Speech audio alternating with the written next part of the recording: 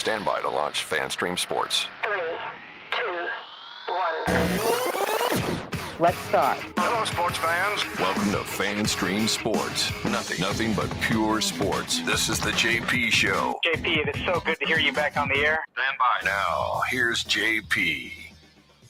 All right, welcome into a Thursday edition of the JP Peterson Show here, and we got lots of fun stuff to get to. Some surprising things happening in the last 24 hours, and without question, one of the most incredibly self-unaware quotes in the history of the stadium process.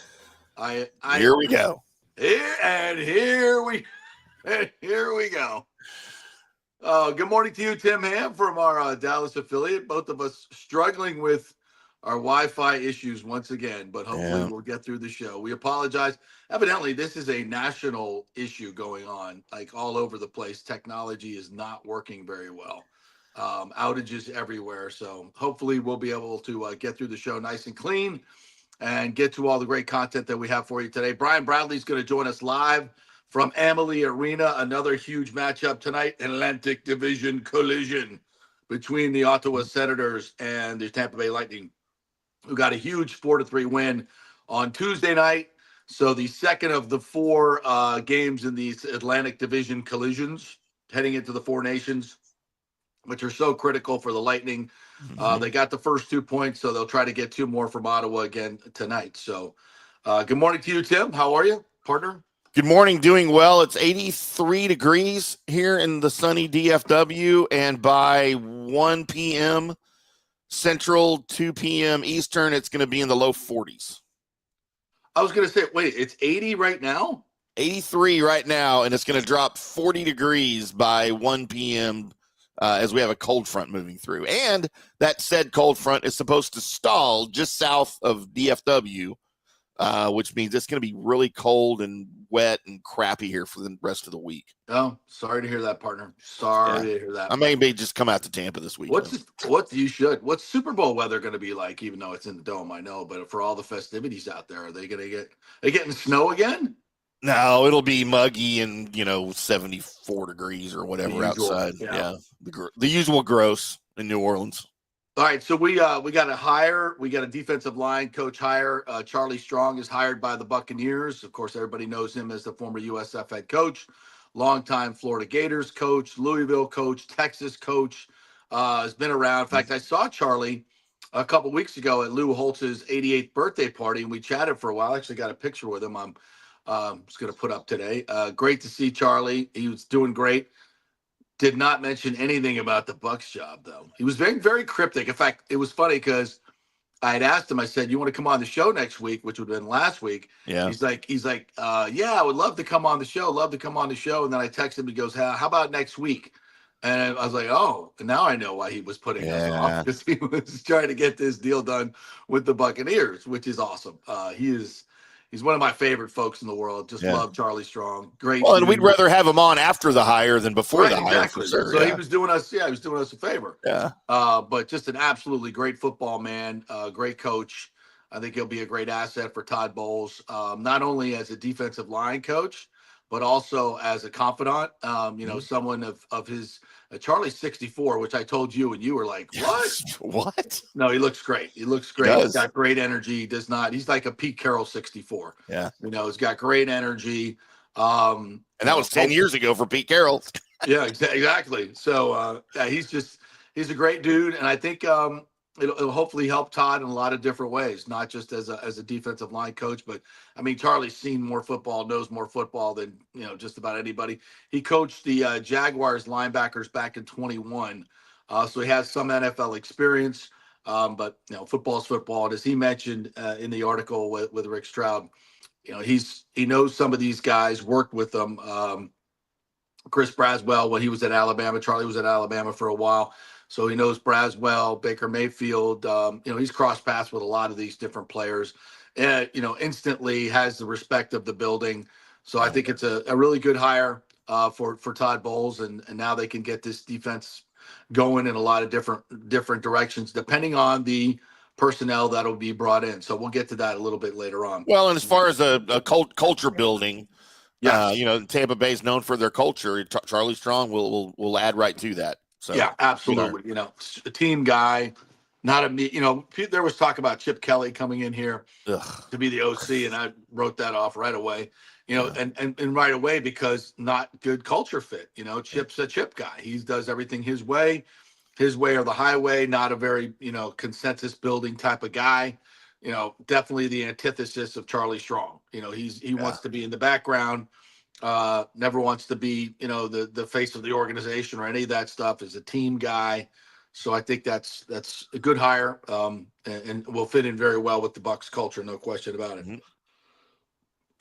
And we'll get to some more Bucs stuff a little bit later on, but we got Brian Bradley at 10:45. We'll get to some Super Bowl stuff as we're getting a little bit closer to game time. Want to talk about some of the props. We'll do a big gambling show tomorrow for you guys and get into all the funny stuff, and that we'll do some NBA today because these trades are insane. We still haven't gotten your take, Mr. Dallas man, on Luka. I know you never were a big Luka fan, but just the whole, what it's done to the NBA and these trades are just, it's insane. Can you imagine like this happening in the NFL? I mean, you're talking about top 5 players moving. Jimmy Butler now to the Warriors, which didn't he say like 2 days ago he would not play for the Warriors? Yeah. Didn't he say that like 2 days ago? Yeah. Anyway, Things change. Yeah, things change when you get a $112 million contract or $16 million contract. Yeah. But I want to start today. And listen, I know you guys are, get tired of the stadium stuff. And we have Chris Loeffel on yesterday, who continues to troll Stu Sternberg, by the way.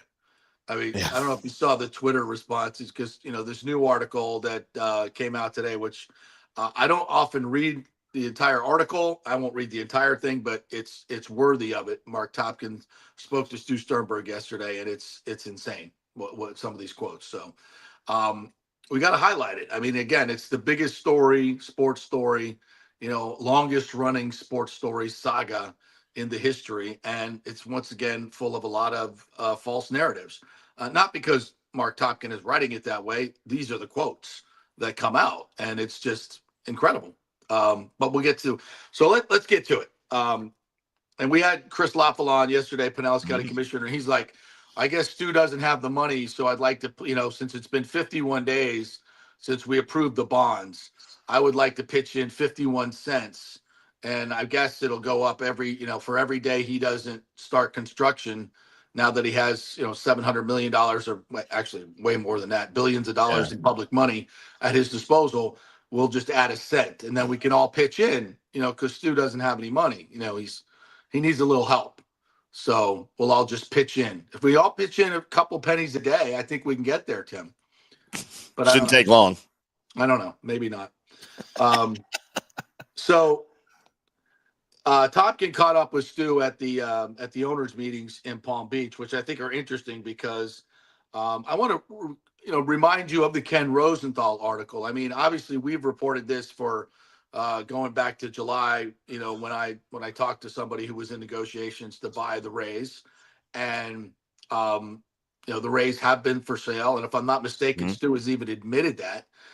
But now he says they're not for sale, even though Ken Rosenthal reported last week or 2 weeks ago, the most esteemed reporter in all of baseball, the most connected reporter in all of baseball, who basically talks directly to Robert Manfred every day, that there are ownership groups that are actively talking to Stu about purchasing the team. And, obviously these things are not going to, go quickly because it's just, especially with Stu, the goalposts are always going to be changed. As we've seen with him through the Tampa negotiations, the St. Pete negotiations for 17 years. And this is what people who negotiate with him tell me all the time. You talk with him, you get agreements, and then the goalposts move. Then the goalposts move again. Right. He did it to Tampa in 2018, signed all the agreements. Generations to come. We love this. It's our greatest design. Baseball's here to stay, blah, blah, blah. Oh, I have to pay money for it. I'm out. Same thing now has happened in St. Pete. And we told you the day that the deal was, quote, announced. We'll believe it when the shovels hit the ground. It's not ever going to happen. And it appears that we were right about that as well. And Stu Sternberg talks about we have their $200 million cost overruns. We talked about this with Chris Lotfole yesterday. I said, Chris, have they ever presented any evidence to that? No, they have not, because it's not true. And even in this article, now that cost overruns are now to $150 million. They've suddenly come down $50 million. Why? Because he's just making it up out of thin air. He's not being honest. And he said, we talked, and when he told the Times that they've already spent $50 million, at least $50 million in preparations for building the new stadium. And then Pinellas County asked for the receipts, produced $11 million in receipts. So which brings us to this quote from this article. And basically the article says, the team is not for sale at this time. All kinds of silly stuff in here. But basically, I'll read some of it here because it's behind a paywall and most of you don't get a chance to read this. The Tampa Bay's Major League Baseball franchise was born in the conference room at the lavish Breakers Hotel 30 years ago. Interestingly enough, that's where this conversation took place. It says current owner Stuart Sternberg stood in the lobby of the same historic resort late Wednesday afternoon during a break in the MLB owners meetings and acknowledged that his stewardship of the team, which is entering its 20th season, is at a critical juncture.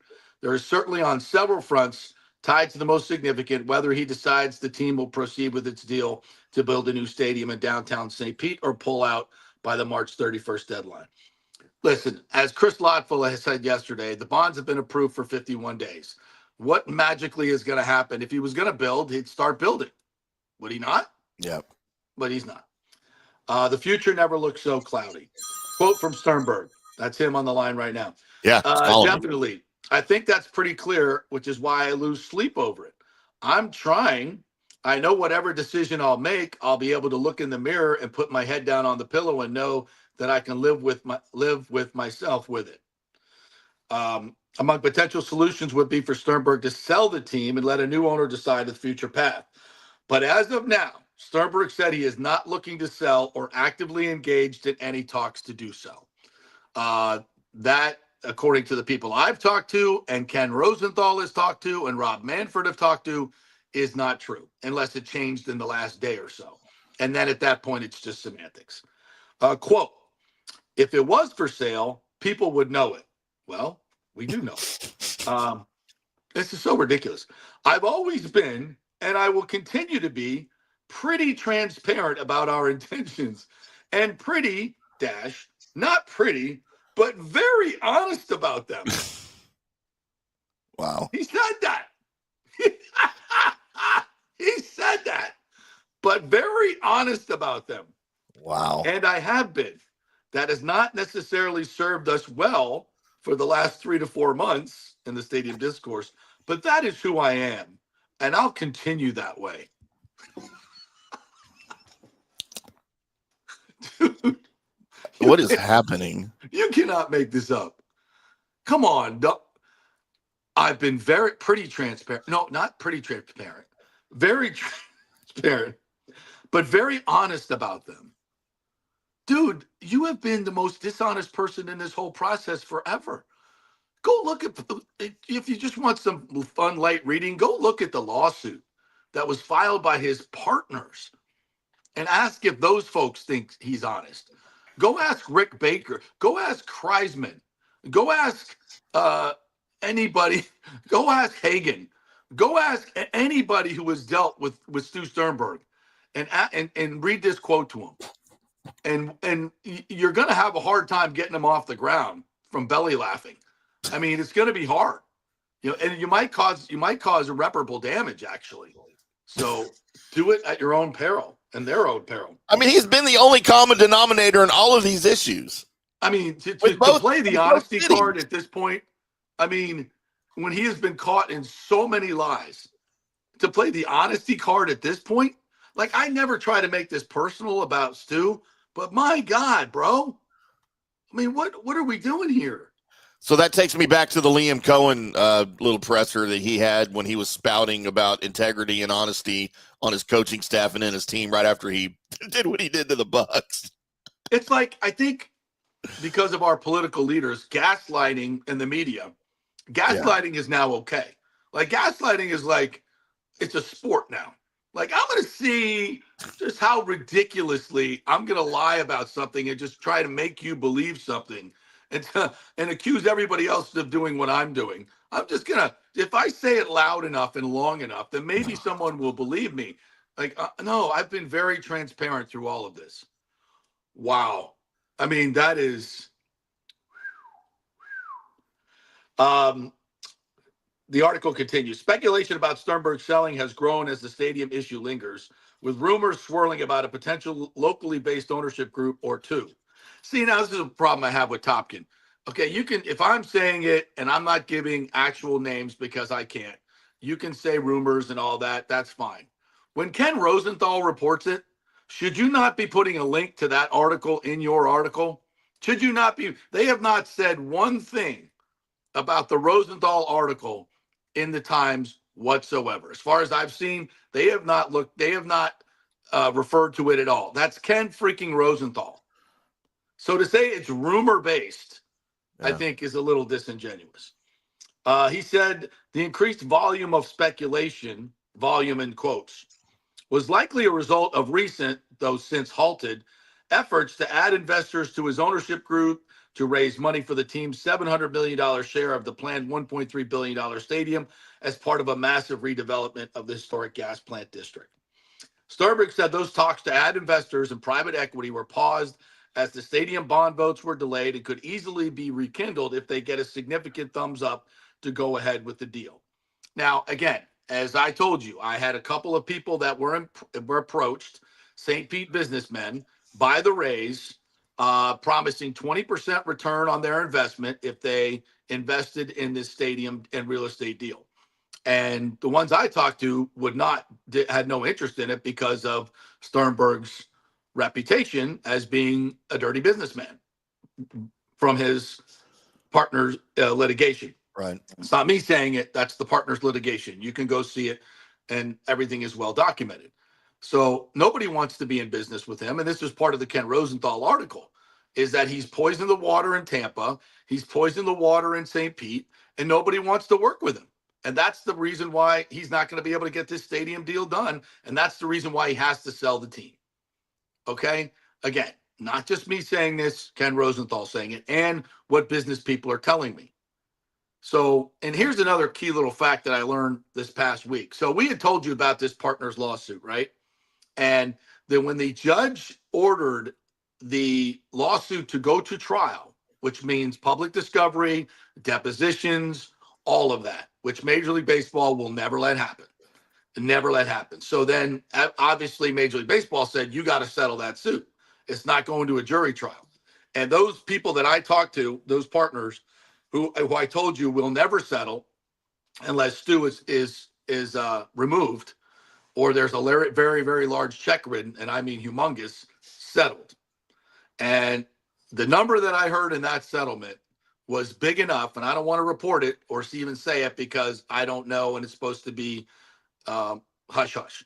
But I'll just tell you this: it was so big. How big was it? How big was it, JP? It was so big that he doesn't have any money to go forward with the stadium. That's how big it was. And that was the game changer. Yeah. So now he's trying to scramble to get the money. He doesn't have the money. He doesn't have the money. And nobody wants to invest in it either. Which is, and maybe there'll be someone who comes in at the last minute and provides the money. I mean, I guess that could happen, but I think it's, if someone comes in and buys the team, but he's, from what I've been told, if he wants $3 billion for the team or some exorbitant price, then you can't sell it. You just can't make the deal work. Even people with money to throw away are not going to throw away $1 billion. They're just not going to do that. Right. So again, this whole thing, as ridiculous as it has been, is held up by one dude.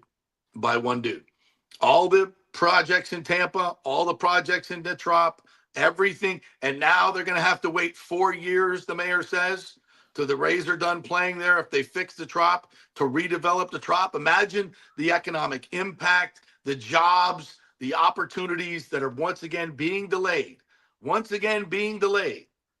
because this guy is just absolutely unworkable to deal with. And how many more people have to say this before Major League Baseball forces their hand?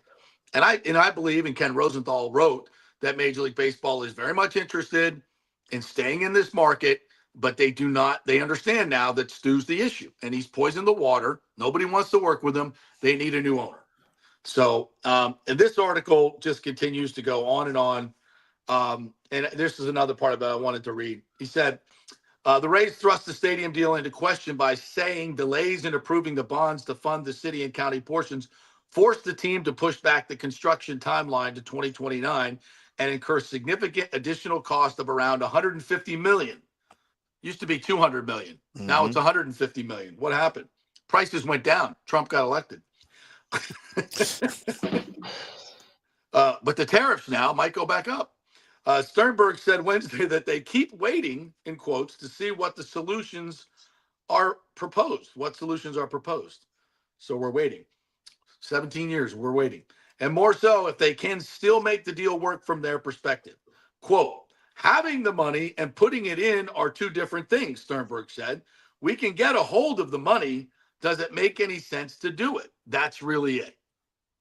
So that's a very telling quote as well. So he has the money, can get the money, but he doesn't want to do it now? But you signed a deal. You signed a deal. And you got billions of dollars in public money. I mean, it's insane. And it's still not enough. But yeah, that's the gist of the article. I mean, as far as the repair of the trop, he basically says, do I think it can be done? I'm pretty certain it'll get done, Sternberg said. I just don't know the timeliness of it. And I really can't answer any more than that, other than I know that we've been told and what we thought, and looking at it, I don't even know what this means. I mean, these quotes are just so rambling. I expect us to play there in 26. If we could be there opening day, that's nirvana. I mean, it just goes on and on. And now the fact that he's saying, they're not close to selling the team, I think that's negotiating ploy, just like this Orlando thing is a negotiating ploy to drive up the price of the team, to see, Orlando's interested. Okay, who's their money guy? Where's their ownership group? Oh, they don't have one. Okay. I mean, and it's the same song and dance time and time again. And I'll bet, if this does get sold, what we'll hear is, well, we had a deal and then the goalpost got moved. Well, we had a deal and then the goalpost got moved, and never gets done. Who was telling me this? The other day, I was talking with a person who was good friends with Malcolm Glazer when he was alive over at Palmacia. And he was telling me, this is a classic negotiating tactic that is used, in high level negotiations, where you get a deal done, and then everybody's happy and they're talking about the deal. And then you come back before it's signed, you come back and say, but I want this, And you keep getting, and people are like, all right. Well, because their mind is already set that the deal is done. And so they just agree to something more, and then agree to something more. And then at some point you just go, no, I'm done. We had a deal. You changed everything. So I'm done. So this is basically what happens every time you go to a deal with Stu. Let's have a press conference. Let's get everybody excited and get, so everybody's moving along and doing their due diligence and putting money into the deal. And then at the last minute, you say, I need more money.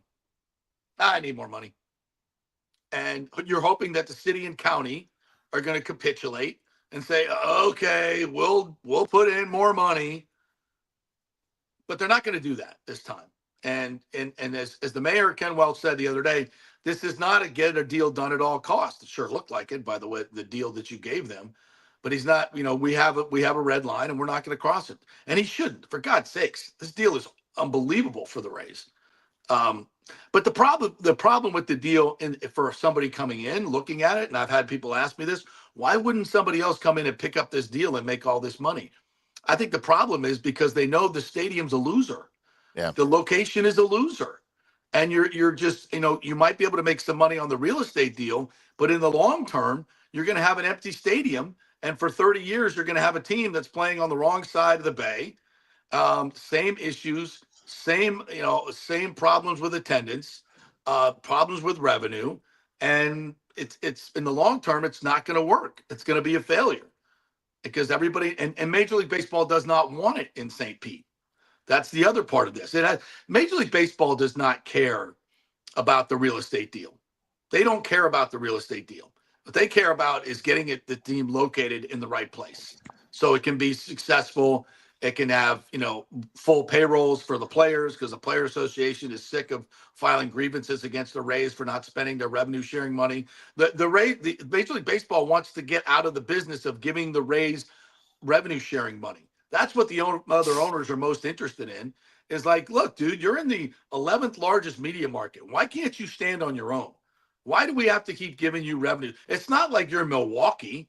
It's not like you're, San Diego. You're not like you're some lower market team that might struggle to get revenue. Those places have figured it out because they built great stadiums in the downtown area and are accessible to everybody and they get good attendance.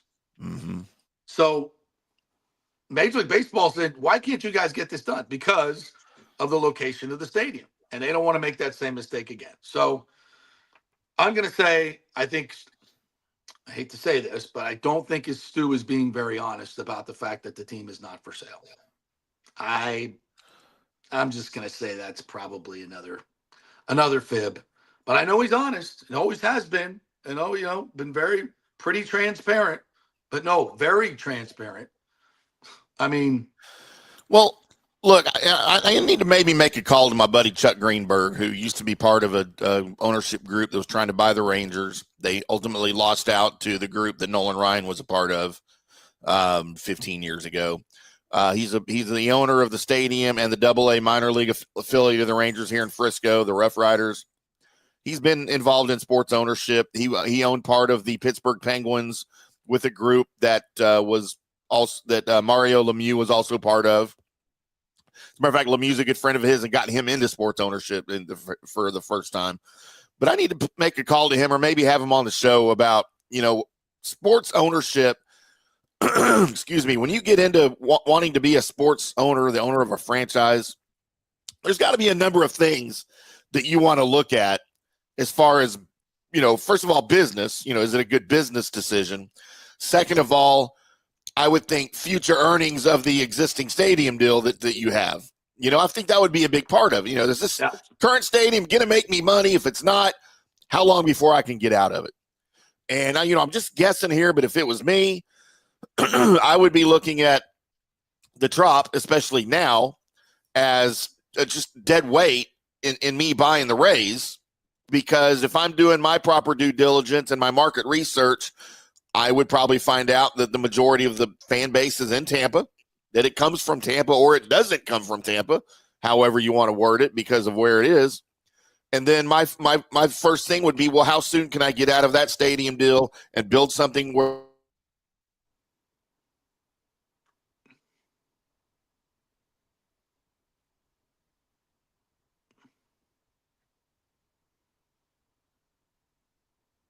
I think Tim my decision if I'm going to buy a team or not, and to, if I'm getting into sports ownership, and if I am, is he going to be in Tampa with the Rays?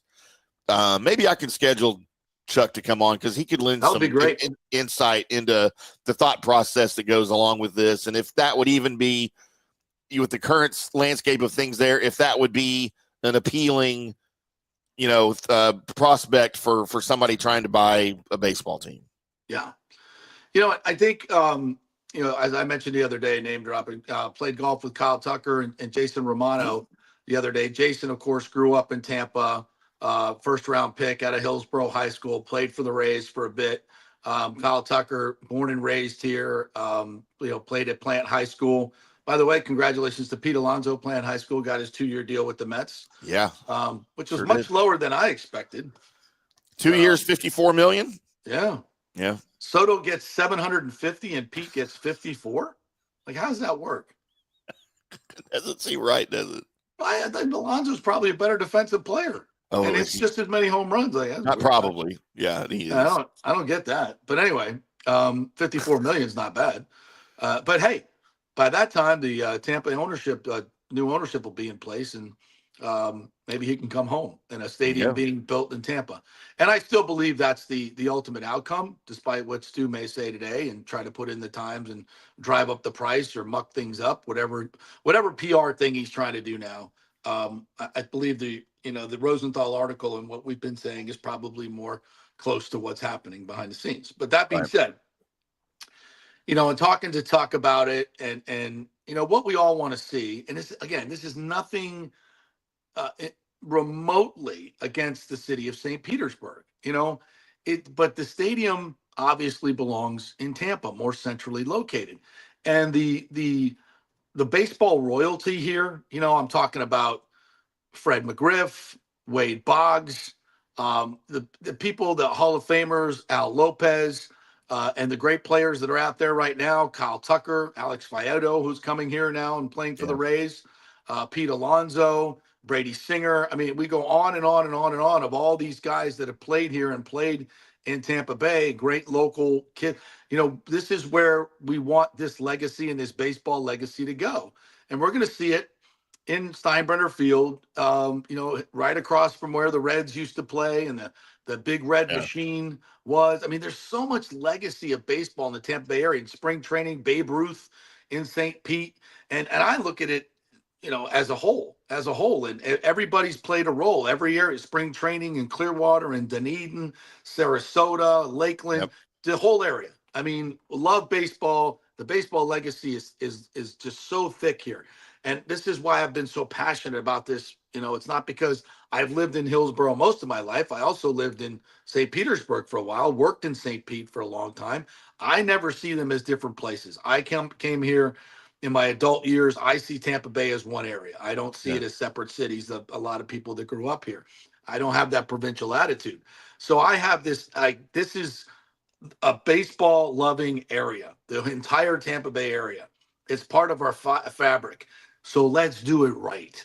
Let's build it in the right place where it's accessible to the most people, be able to bring our young players home because we have revenue for a full payroll, be able to pay a Kyle Tucker, be able to pay a Pete Alonso, be able to pay Alex Faedo, all these great players that may want to come home and play here. And imagine, in a few years with a team like that celebrating in a Tampa Bay stadium, wherever it may be, and just like we did it right. We finally got it done. We did it right. We got the stadium in the right place. Now it's accessible to a lot more people. It's going to be a financial success. This is where the revenue will coalesce the most, and we could be successful. That's all I've ever wanted. It's not about Stu Sternberg. It's not about St. Pete versus Tampa. It's not about any of that stuff. It's about everybody coming together as a region. St. Pete got it done. They got the team here. They played there for 25 to 30 years. Fantastic. Awesome. Now we move over to Tampa where the stadium should always have been. And now St. Pete played their part. Tampa's going to play their part and make it successful for generations to come. Pretty good narrative, right? Pretty good narrative. That's the way. That's the right thing to do. Everything else doesn't work. Oh, let's put the stadium next to the failed location that we've had for 30 years, try to shoehorn it in with a real estate deal that'll pay the owner hundreds of millions of dollars just so he'll get the stadium there because we know it's in the wrong place, but we're going to have to sweeten the pot to make sure the city of St. Pete keeps the Rays because we don't want to lose the Rays, even though we don't need the Rays. It doesn't work. It's never worked right. So let's fix it and do it right. And Major League Baseball, you're at the point, and there's only been, and this would have been done, it would not for the impediment of ownership. So Major League Baseball, get it right. Make sure this deal gets done. Give Stu his great golden parachute, and let's move on. All right, let's take a break. We'll come back on the other side. Brian Bradley's going to join us live from Amalie Arena. Big game for the Bolts tonight. We got lots of Bucs talk to get to, Super Bowl talk to get to. All kinds of cool stuff. We are brought to you by the Jeeves Law Group, Jeeves, lawgroup.com. They're local, they are trusted, and they get results. If you've been in an accident, you have any legal questions whatsoever, they will give you a free case evaluation. Email them, call them at the Jeeves Law Group. Back in 3. Make this Valentine's Day a real hit by coming to Alessi Promotions Gloves and Roses, a night of professional boxing. We'll have something special for all the ladies. February 14th at the Downtown Hilton, experience professional boxing. Citrus County's own Drake Banks, a 7-0 heavyweight with 5 knockouts. And featuring our main event, an NBA title fight featuring undefeated Stephen Ray Jr. Get your tickets online at AlessiPromotions.com or scan the QR code and go directly to eTix. Ciao, Paolo Tini here, owner of Caffè Paradiso, voted number 3 People's Choice Award on Open Table. I want to thank all our loyal family of customers that have been enjoying our great traditional Italian dishes we make from scratch every day. It's a great family story we're proud of. Our family moved from Rimini, Italy in 1984. My dad, Caesar, started Donatello, and that's where I got the start in the restaurant business. I started Caffè Paradiso on South McDill in 1995, and we've been there ever since. From our traditional ossobuco, a veal slow roast for 4 hours, to our daily fresh catch, the Gruppo Paradiso, with a piccata sauce and lobster claw meat, homemade pasta like lasagna, farfalle salchicha, which is a bow tie pasta homemade with fresh sausage. Hold on a minute, JP's favorite. I love it. So come and have a glass of wine with me on South McDill. Get a reservation on Open Table and see all our 5-star reviews. Ciao, see you soon at Paradiso. So many of our Tampa Bay neighbors are finding out the hard way from Hurricane Helene that homeowners insurance does not cover flood damage. You must have flood insurance. It's a separate policy. Immediately call Italiano Insurance at 813-877-7799, and they will shop around to find the best policy before rates go up. Lock it in. Over 60% are underinsured in Florida, or you're not getting your discounts that you're entitled to. So do an insurance checkup at Italiano, and they could save you thousands of dollars. Italiano will make sure you're with a highly rated insurer, so there are no surprises in your time of need. Our hearts go out to all our neighbors devastated by Helene. These are the times we're proud to protect all the pieces of your life. Italiano Insurance, 813-877-7799. Old Hurricane Helene put a hurting on Tampa Bay, and for many of you, the rebuild will be a long process. You must beware of unscrupulous contractors offering up quick fixes for incredible prices. It's a scam. So go with long-standing reputable companies like Third Generation Plumbing and AC. My friend John Rodriguez has been serving Tampa Bay since 1995 with hundreds of 5-star reviews. If you need a new AC system or any home repairs from Helene, they will work with insurance companies to get you taken care of quickly, expertly installed, of course, and a 1-year maintenance plan and 10-year warranty included on all AC units. 0% financing for 60 months. Contact them at thirdgenerationplumbing.com or 813-961-8024. That's 813-961-8024, thirdgenerationplumbing.com. Let's go. Right now, back to the show on FanStream Sports. All right, welcome back to the JP Peterson Show, brought to you by the Gold and Diamond Source. Their Valentine's Day promotion is on. Buy one piece of jewelry, get the second one for 40% off. How about that? Already low prices, buy one, get one 40% off. Of course, if you're thinking about popping the question on Valentine's Day, we're better than the Gold and Diamond Source. Great folks over there. They'll make it easy for you. Any gifts you buy, they'll wrap it up nicely for you so you don't have to screw up the wrapping. Great presentation. It's all at the Gold and Diamond Source. 3800 Olmerton Road. Always online at the goldanddiamondsource.com. All right, before we get to Brian Bradley, shall we go into some of the comments, my friend? Most definitely. All right. My good friend Thomas Casper. El Cheapo, Stu, always with news. Yeah. Thomas says, Stu's deal collapsed. Go ahead. Stu's deal collapsed because his delusional expectations of non-existent naming rights paying his entire responsibility. Yeah, he's just never wanted to put in any money of his own. You know, use other people's money to get the deals done. He's always done that. You know, a long-time bond trader. You know, that's what they do. Rick has an interesting theory on our Wi-Fi. Trump has a tariff on the Wi-Fi. I guess I need to pay that probably, huh? Well, what have we done wrong? I mean, because the only is our tariff Wi-Fi on coming people from that are doing Canada? things wrong. Is our Wi-Fi coming from Canada? Is that what you're implying? Daniel Rivera, good morning to you. JP, reading that quote from Stu in the Times this morning, it tells me two things. One, MLB is going to force Stu to sell quickly. Two, the new owner gets Ybor Stadium deal done soon after sale. I think that's what everybody's hoping for, right? I think you're right, Daniel. I really believe that to be true. Ken Hagan, as you've said many times, would not have come on this show and have been as positive and aggressive as he was without knowing things and then talking to people that are involved in this deal or proposed deal.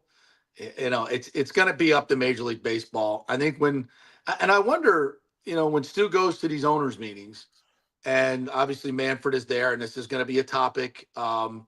What's this discussion going to be like? Because he's pretty much been exposed for a lot of dirty dealing, and not just with just within our area, but the other owners are on the hook for this. They've been waiting for this expansion to go through, and thinking that the blame has always been on Tampa, on St. Pete, on everybody else. And I think right now they probably know where the blame lies, and those might not be very comfortable meetings for him, I would think. Yeah. Daniel also says to me that MLB cannot be happy with Stu's comments to the Times this morning. It's also clear that Stu isn't calling the shots anymore. MLB clearly is. Yeah, I believe that. Yeah. Thomas Casper, good morning to you, sir. If the Rays are not for sale, it's because he is defying MLB and the team is loaded with unbelievable debt. I don't see how the team could have debt, to be honest with you, unless he's just taking them, because he's been, he would not reveal to his partners, according to the lawsuit, that how much he was paying himself or the leaders of the team, management fees, huge management fees. So I think he's made a profit every year, according to Forbes, and just by looking at the numbers, I don't think there's much debt on the team at all, but I could be wrong. We don't know. Thomas Casper, Stu has topped Jerry Jones's glory hole. I don't know about that. I don't know. That quote, that honesty quote. I mean, we had to put Sternberg up against, I wish we had video of it, that against Liam Cohen. Yeah. And then the glory hole. God, and then we can vote on it. Tough to beat. Jeff Stutler, good morning. Stu is the biggest BSer and believes his own BS. Yeah. Believe that to be true. Yeah. We challenge a lot of the things that he says all the time, but I just wish, other people would challenge that as well in the media, because it's clearly false what he's saying. Clearly. Thomas says Stu is 65. He'll never, ever contribute $700 million of his own money. He'll not even contribute $5 million. Yeah, I believe that to be the case. And like, if you're a businessman and they come to asking you for money, I'll be like, yeah, I read the lawsuit. I'm really not interested in being your business partner. No, thanks. I'm good. Head on down the road, partner. Yeah. And Christopher Call, I agree with you. Stu is the only constant here. Yeah. It's pretty obvious at this point, isn't it? Yeah. Nathan Elliott, Tim finishing the evenings with Tuwaka. Yes, that's just about how I finish every evening. I begin them with Fireball and I end my evenings with Tuwaka. So yes. Is it Tuca or Tuwaka? I think he means Tuwaka. Okay. I mean, I don't know what Tuca is. He's got to mean Tuwaka. Tuca was the guy in wasn't he the bad guy in Breaking Bad? One of the cartel guys? Tuca? Yeah, Tuca. Yeah. Michael LaRue, Pete Alonso got a 2-year, $54 million deal. He turned down a 7-year, $158 million offer 2 years ago. Who's his agent? Well, I'll also tell you, Michael LaRue, that Pete Alonso also turned down a 3-year, $71 million deal from the Mets before he agreed to this 2-year deal, because he's betting on himself.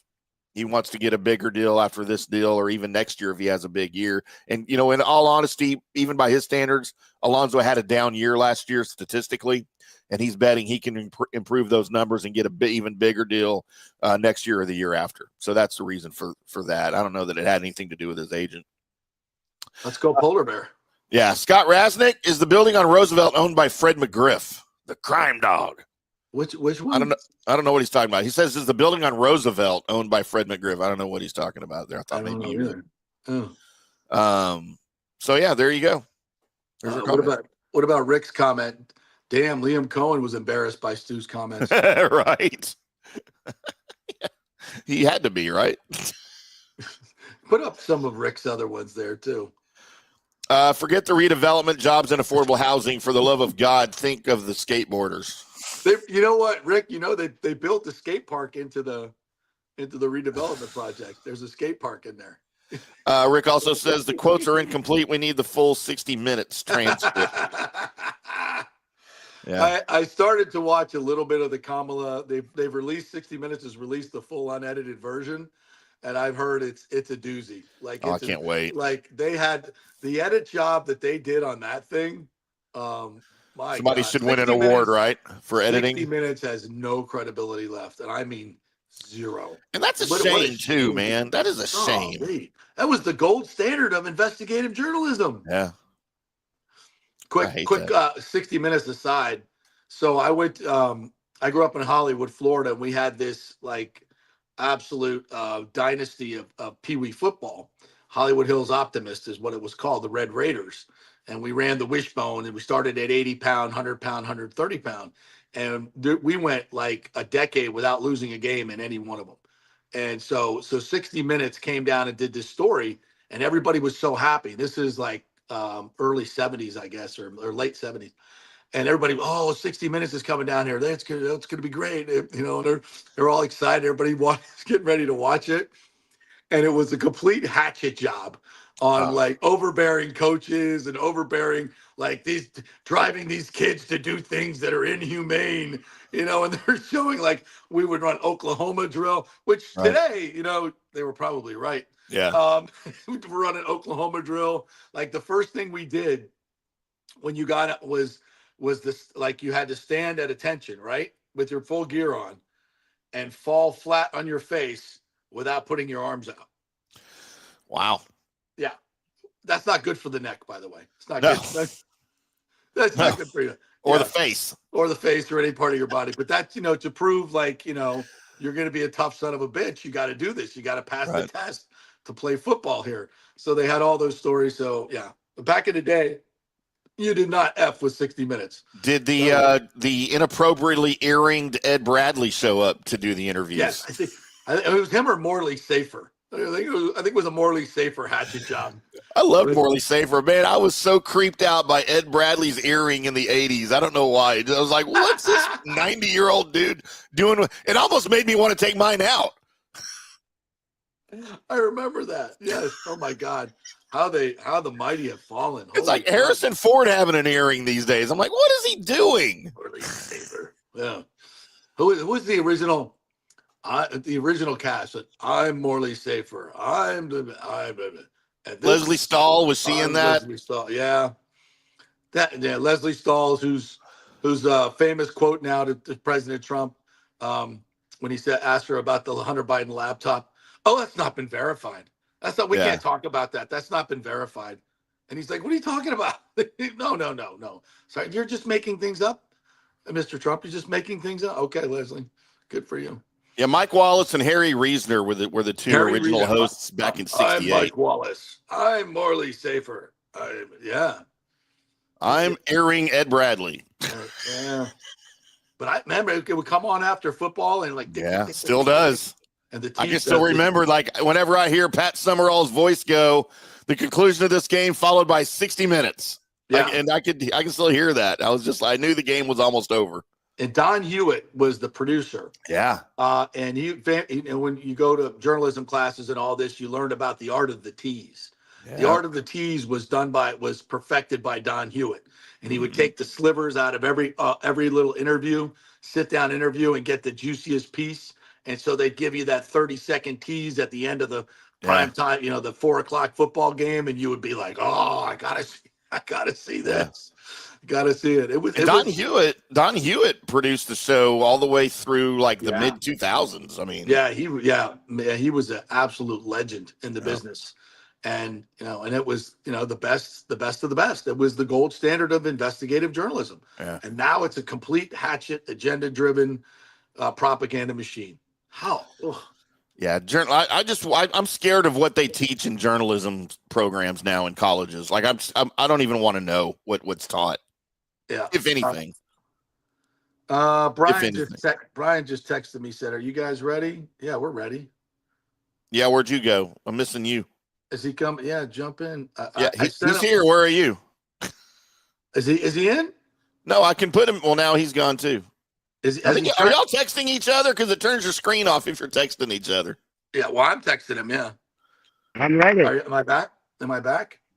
Yeah, there you Oh, there are. he is. There he is. What's up, partner? What's up, JP? How are you, buddy? Where's that Hall of Fame jacket, man? I wanted you to Right wear the there, Hall of buddy. Fame jacket. Come on, Got that that thing baby is on. sharp. I don't got that baby on, JP. Come So, on, man. yeah. What's what do you, How was tell us about the whole Hall of Fame weekend, my friend. Brian Bradley, you all know, inducted into the Lightning Hall of Fame along with Rick Peckham, two of the greatest guys I've ever met in my life. So well deserved. What was the weekend like? It was awesome, JP. You know what? I mean, Saturday, the game, it's just a whole ceremony where you walk the blue carpet coming out and you do a little speech to the fans, and Phil was there and Dave Anderchuk and different players and stuff like that with family and friends. And that was just fun, and walk on the ice with everybody in front of 20,000 people and, get a standing ovation for me and Rick. I mean, it was truly a special evening at the game. And then Sunday, the players and all the players were there at Fleming's restaurant on Sunday. Our CEO, Steve Griggs, everybody was there, with family and friends. And it was just a great atmosphere. The dinner was fantastic. Fleming's was, I'll tell you, everybody said Fleming's steak was over the top good. It was unbelievable. But the whole weekend, I mean, you got to give the Lightning organization a lot of credit, a lot of hard work, a lot of effort. John Franzone and his Lightning Vision team, whether it's at Fleming's restaurant or it's at Family Arena, what they do here with the Jumbotron and everything they do is truly amazing. And you got to give kudos to Steve Griggs, our CEO. He was the one I think helped plan this whole event, and obviously Jeff Finnick. I mean, what can you say more about Jeff? Everything he does in the community, 50,000 every game, $33 million. I mean, he's the best owner in any sport. So I mean, Absolutely. what they do is fantastic, and everybody who came from in town, out of town, players who played on different teams, players who I played with back in the '90s, they were blown away by the whole thing. It was absolutely crazy, ridiculous. They've never seen anything like that for Hall of Fame induction ever. Yeah, and I'm glad you said that about. And I know, Brad, you hate talking about yourself, and you're avoiding that at all costs because you're such a humble dude. But it's well deserved. But I thank you for saying that about Mr. Vinnick, because he writes the checks for all these things. He doesn't have to do all this stuff, and other teams don't go to the expense and the lavishness that he does for guys like you and Rick Peckham and the organization. It's a first-class organization. He does everything first class, and that's why we win. And that's why we win. And he'll do anything it takes to, if JBB comes to him and says, we need this, we need that, we need this. Yes, yes, yes. What else can we do to win? Right? That's the way it is. Yeah. Well, for sure. I mean, it all starts with, Jeff Finnick, and then Jeff's CEO, and they do a great job putting stuff together. But like I said, Jeff doesn't, with a $50,000 every game he gives away, which is $33 million. I mean, the Hurricane Relief Fund, that the bonus he gave employees in the fall. I mean, he changed people's lives forever. That's part of the speech. I mean, he's just a great owner, and that's the reason. Like when players come here and they're on the ice right now, the players that come here, they play for the Lightning organization. Once they play here for a year or two, they never want to leave. They're in their families because they get treated first class or world class, and they love it. It's a great place to play. Obviously, look at the weather today. But, guys look at it and say, like, man, this is absolutely crazy how good we get treated here. And you know what? I might take a little less money just to play here because it's such a great organization. Absolutely. And Stammer started the whole thing, and Hedman did. Everybody's taking less money to stay here, and that's because of the culture that's been built by Mr. Vinnick, and it's incredible. All right, let's get on to the game tonight. First of all, let's go back to Tuesday night. Humongous win for the Lightning. Vasi was incredible. Hagel, I thought, was incredible. He got that basically the game-winning goal in the beginning of that third period. They got an empty netter. I know it was 4-3, but that was the big goal. and the Lightning made it stand up, and they did it without Nick Paul for most of the game, Yeah. and Cirelli was also out. That's about as gritty and gutty and must-win as we've had in a regular season. Would you agree? Yeah, you know what, guys? It was a really good win. I mean, you know what? Ottawa's a tough team. We got 2 games in hand. We're 2 points back from them. So tonight's a huge game. We all talk about a four-game night or 4-point night, but this is a big game for us. You know what? We got a tough trip right now, or schedule, like before we hit the Four Nations Cup, and we're off for like 10, 12 days. But obviously, we play tonight against Ottawa. We're 2 points behind them. We're still in the playoffs right now, but we can catch them for third place. And then obviously we go to Detroit, who are hot as a firecracker, and Montreal playing really well. So got a big weekend, 3 games left before we hit this Four Nations Cup break. But yeah, like I said, I agree 100%. To me, the first start of the game the other night was Brendan Hagel. Yeah. Oh my God.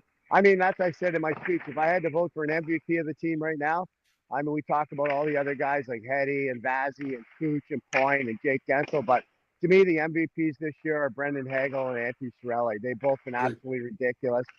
Crazy the way they're playing. Brendan Hagel's picked it up to a new level. That goal he scored the other night. I mean, I will say this. Luke Langdon had a great tip in to get to everybody going. We're down 1-0. He makes a great tip in. Goes from there. Kucherov scores a great goal on the power play. He finally shoots the puck, which I like to see. He's got a great shot.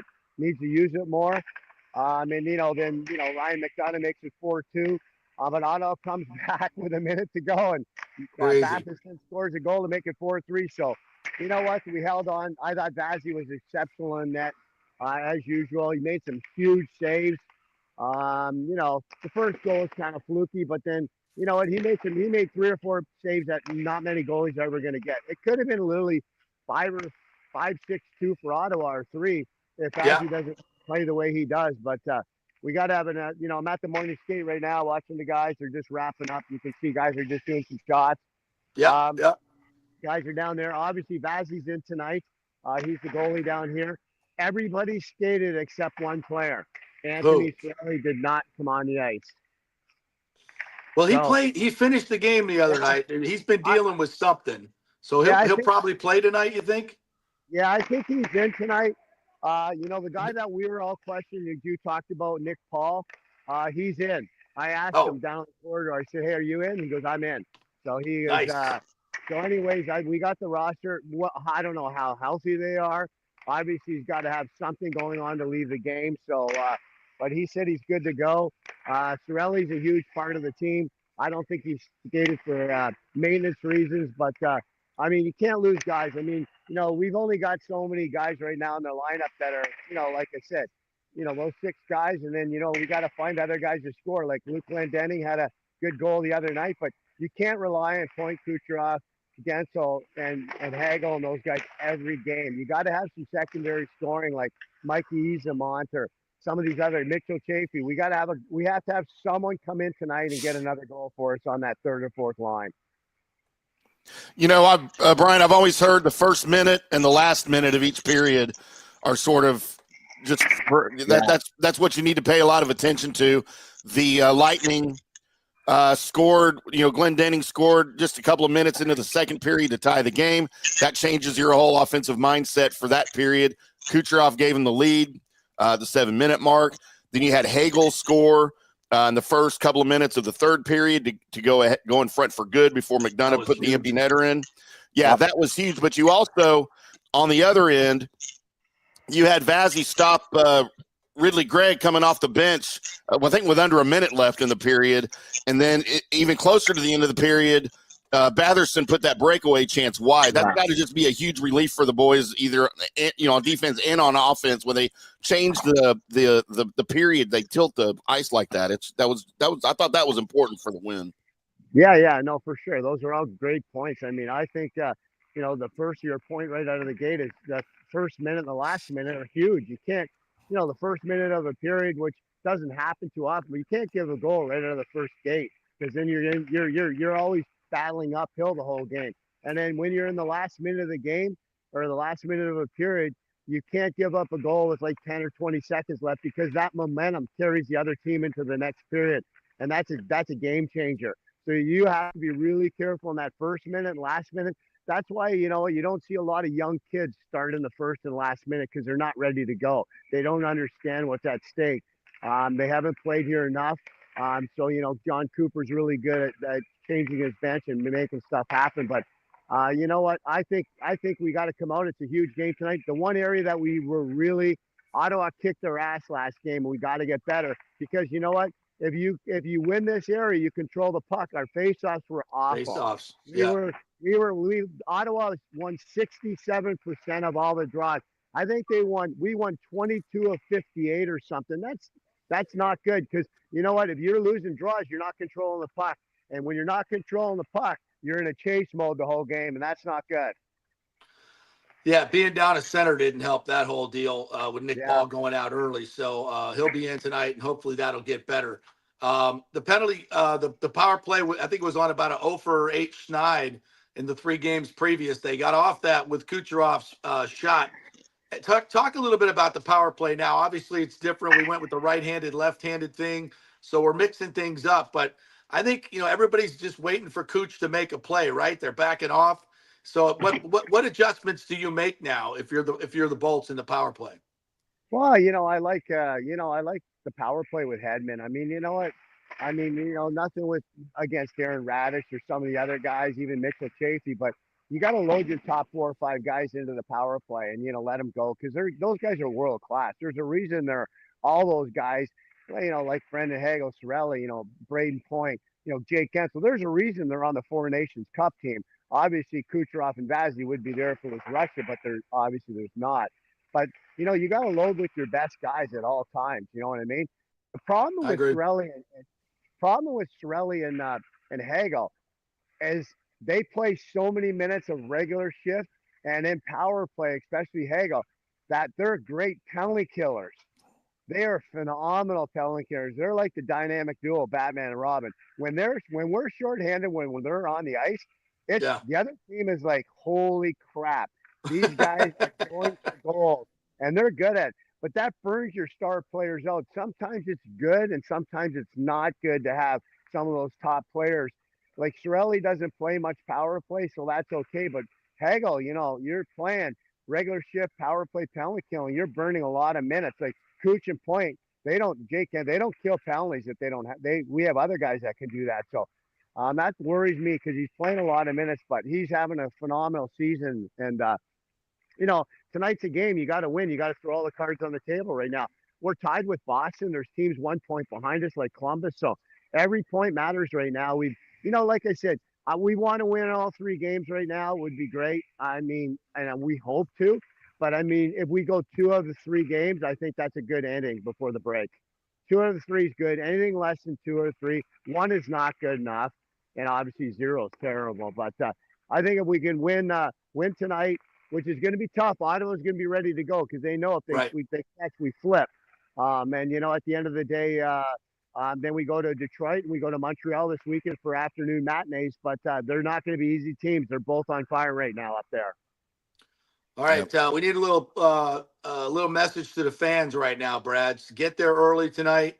We need the Thunder tonight. We need a little extra thunder from the fans tonight. Do we not? This is a huge regular season game. Yeah, it was really quiet on Tuesday night. I agree. It was a very quiet crowd on a Tuesday night, especially against Ottawa. And you know what? We need the Lightning Bolt Nation. Do what they do best and be the Thunder because they're great at what they do. And the guys can hear you when they're coming out of the corridor, whether it's regular season or playoff.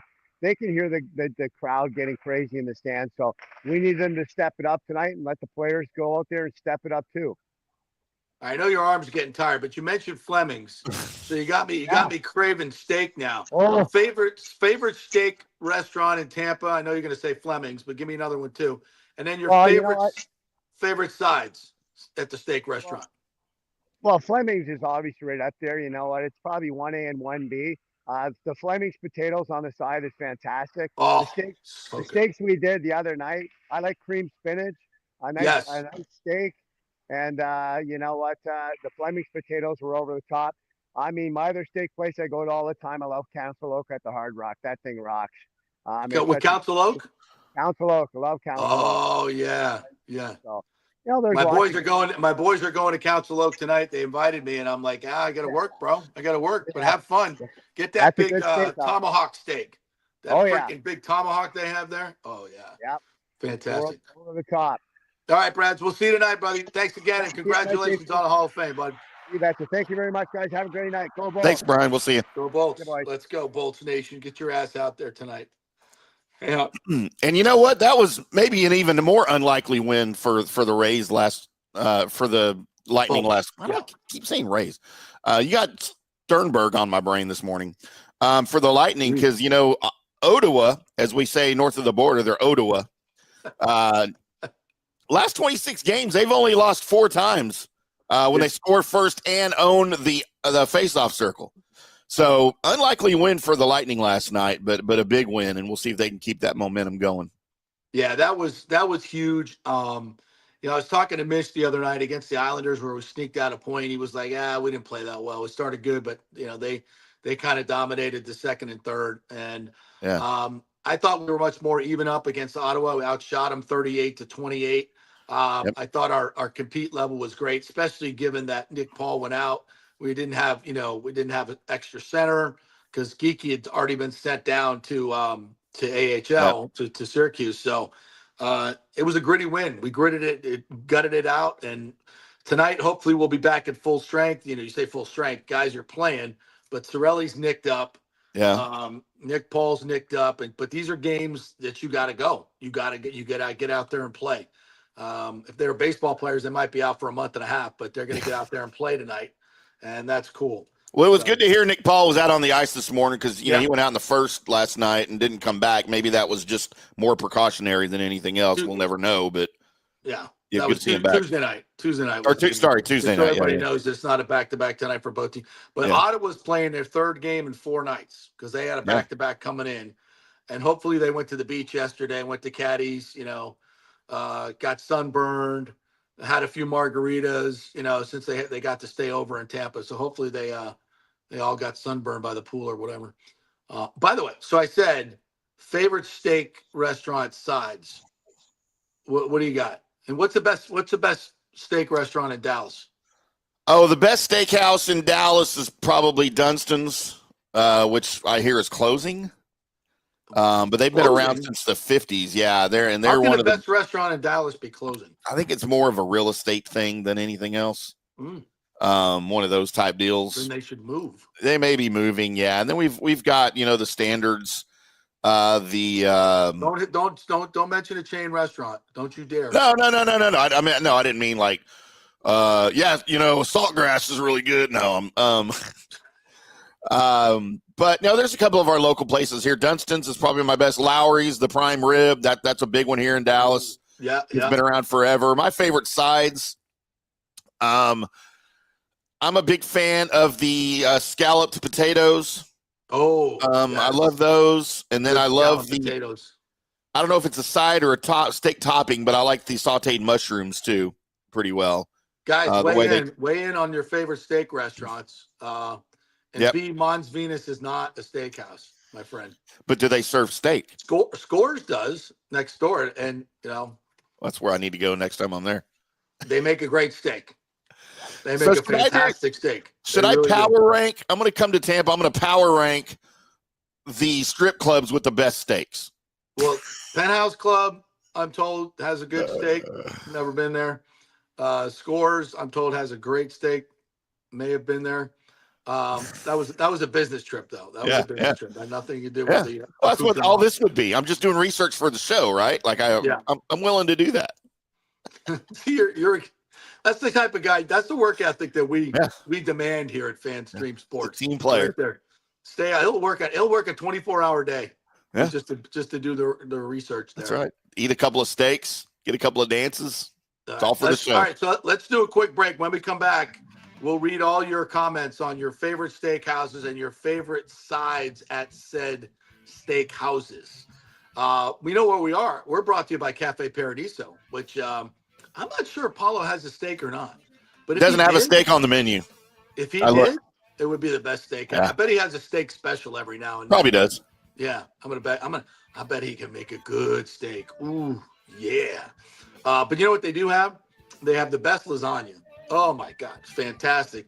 The ossobuco, to die for. Falls off the bone. Get your Valentine's reservations now at Cafe Paradiso. So Valentine's is on Friday. So Saturday is also Valentine's Day too. Yeah. So you can do Friday, Saturday, Acceptable. since it's falling on the weekend. So go to Open Table, get your reservation there, and read all the great 5-star reviews. Number 3 on Open Table, Cafe Paradiso. Back in 3.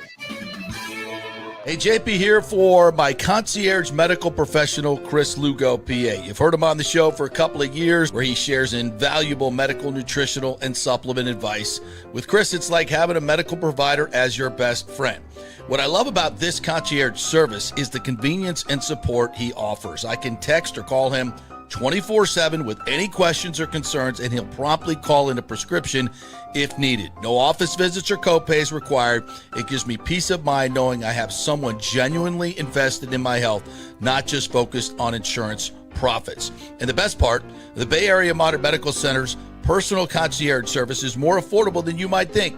Don't let insurance companies dictate your health care. Take control of your health and wellness today. Visit BAMMC.com for more information and to schedule your initial free consultation. Empower yourself and take charge of your personal health with BAMMC.com. Hey guys, why not kick off 2025 by popping the question? Yes, and you know where to get that perfect engagement ring. It's the Gold and Diamond Source. The best prices, the best quality, and yes, get her a real diamond. You don't want to go with the fake stuff. And January's birthstone is garnet for all you FSU fans, right? Get 15% off all the unforgettable garnet jewelry at the Gold and Diamond Source. Also, discover Emilique by Emily Johnson Weintraub, a sleek and modern jewelry line that makes everyday gifts extraordinary. And don't forget, you have any unused gold? Turn it into cash or a stunning new piece. With gold prices soaring, there's no better time to trade up. You can do it all at the Gold and Diamond Source, 3800 Omerton Road, always online at thegoldendiamondsource.com. This Valentine's Day, a real hit by coming to Alessi Promotions Gloves and Roses, a night of professional boxing. We'll have something special for all the ladies. February 14th at the Downtown Hilton, experience professional boxing. Citrus County's own Drake Banks, a 7-0 heavyweight with 5 knockouts. And featuring our main event, an NBA title fight featuring undefeated Stephen Ray Jr. Get your tickets online at AlessiPromotions.com or scan the QR code and go directly to eTix. JP here for the Jeeves Law Group and my man, Scott Jeeves. If you're going to hire an attorney, do you want some guy looking for a quick settlement and a quick buck, or do you want an attorney with some chops? Scott is a board-certified civil trial lawyer and a certified circuit court mediator. Been practicing in the Tampa Bay area for over 30 years. He is a peer-reviewed AV preeminent-rated civil trial lawyer. They just don't hand out those classifications. He's been the lead class action counsel on many complex consumer protection cases and has handled hundreds of serious personal injury cases. He's dedicated his career to protecting injured victims and is committed to vigorously representing you. We're local, we're trusted, and we get results. Personal injury and personal attention. Call for a free case evaluation. That's 888-9-JEEVES. That's 888-9-JEEVES. The Jeeves Law Group. Let's go. Right now, back to the show on FanStream Sports. All right, welcome back to the JP Peterson Show here on this Thursday. We welcome you in. We're going to get to some of the comments here. We're brought to you by the great folks at Third Generation Plumbing. If you've got plumbing issues, you've got AC issues, always think of Third Generation first because they've been in business for 3 generations.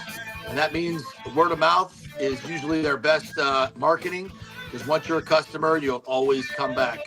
You can go read all their 5-star reviews on their website, thirdgenerationplumbing.com, or just Google them, Third Generation Plumbing, and get all those 5-star reviews. AC also, anything around the house, they can do it. thirdgenerationplumbing.com. All right. Let's go through some of the comments, shall we? Especially about Let's do it. Especially about some of these steakhouses. John Hill says he wants to be my bodyguard when I come back out to Tampa and tune a boat tour. There you go. There's some good stuff in. There's some good stuff in here. Let's get right to it. Cody at 1041 is my new producer. Said there should be a 30-30 on the stadium story. I got one in the hopper right now that we're doing.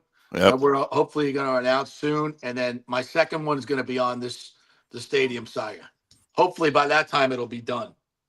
But yeah, you think if Stu sells the team, Tim, Mm-hmm. and it's all over, he collects his $2 billion profit and walks off into the sunset, and I say, hey Stu, come on man, let's do it. You and me sit down, mano a mano, do an interview, one-on-one. You're smarter than me. You can get the best of me. I'm just a dumb radio dude. Come on. What does he got to lose at that point? Well, I can tell you what his response would be. What's that? How much are you going to pay me to do this? I said, you've been paid enough. What's in it for me? I thought you were going to hit my FU drop. Well, that's what you would say, though, not him. FU, FU, FU, and FU. Peace out. I'm going to go have a Guinness. That would be your response to him saying, how much are you going to pay me? No, what I have to worry about is the litigation from him. Yeah. On the story, but we'll see. Rick says Stu has to sit at the kids' table at the owners' meetings. This is my good friend. I don't want to mention his name, but one of the things he always talks about is because he runs in those circles with some of these owners, and it's like, yeah, he's not one of the cool kids. He's not in the club. He thinks he's in the club, but he's not in the club. He thinks he's cool because he's from Brooklyn, right? Yeah, those guys got money. They got real money. He wants to be like them. That's why he does business this way. But he doesn't have that kind of money. He doesn't have the money to do the stadium. Yeah, that's it. Thomas Casper says Council Oaks is the best steak in Tampa. Thomas, good steak, no question about it. Good place. Like I said, my buddies are going there tonight. They have their sides, I think, are tremendous. I've had a couple of their steaks, good, really good, but I wouldn't say I put it in the top three. I'm gonna go. I'm a Burns guy. I love Burns just for the atmosphere. It's quintessential Tampa. It's just such a Tampa Bay thing, I like to say. Mm-hmm. So I'm gonna go Burns. Then second, I'm gonna say Charlie's. Charlie's would be second, and then I'd go Council Oak. I like the local places first, but they're all fantastic. I love Burns, and when you get the Chateaubriand for two or however many you have at the table, I think it's great. It's a great deal too. Lonnie Wilkins says, what's your go-to gas station snack for if there was a JP Peterson show road trip, and what gas station you stopping at? Wawa. Well, if I'm coming from Dallas to Tampa for the road trip, I'm stopping at all the Buc-ee's on the way. That's for damn sure. I'm getting all the snacks. No, you're not. You know why you're not stopping at Buc-ee's? Why? Because number one, you won't find a parking space, despite the fact that they have stadium-sized parking. I've never you had. Still won't find a parking space. It's way too effing crowded in there. People are going. It's become. What did the great quote from Yogi Berra? Nobody goes there anymore because it's too crowded. So I hear all of the complaints. Nobody goes to Buc-ee's anymore because it's. You know too what? crowded. I hear that complaint. There, I said I'm done. I hear that complaint from everybody from out of state.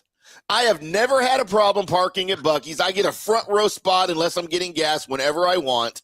Yes, there have been a few times when I walked in and I don't have this, but I got social anxiety disorder because there were too many people around me touching me.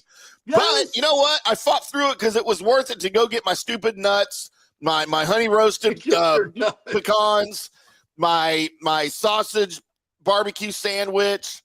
It's worth it. And there are two Buc-ee's within 20 minutes of me in either direction that I can go to at any time I want. Because the Buc-ee's that I go to, the one in I-10, and then on the way to Tallahassee, and then there's the ones I went to when we drove up to Atlanta.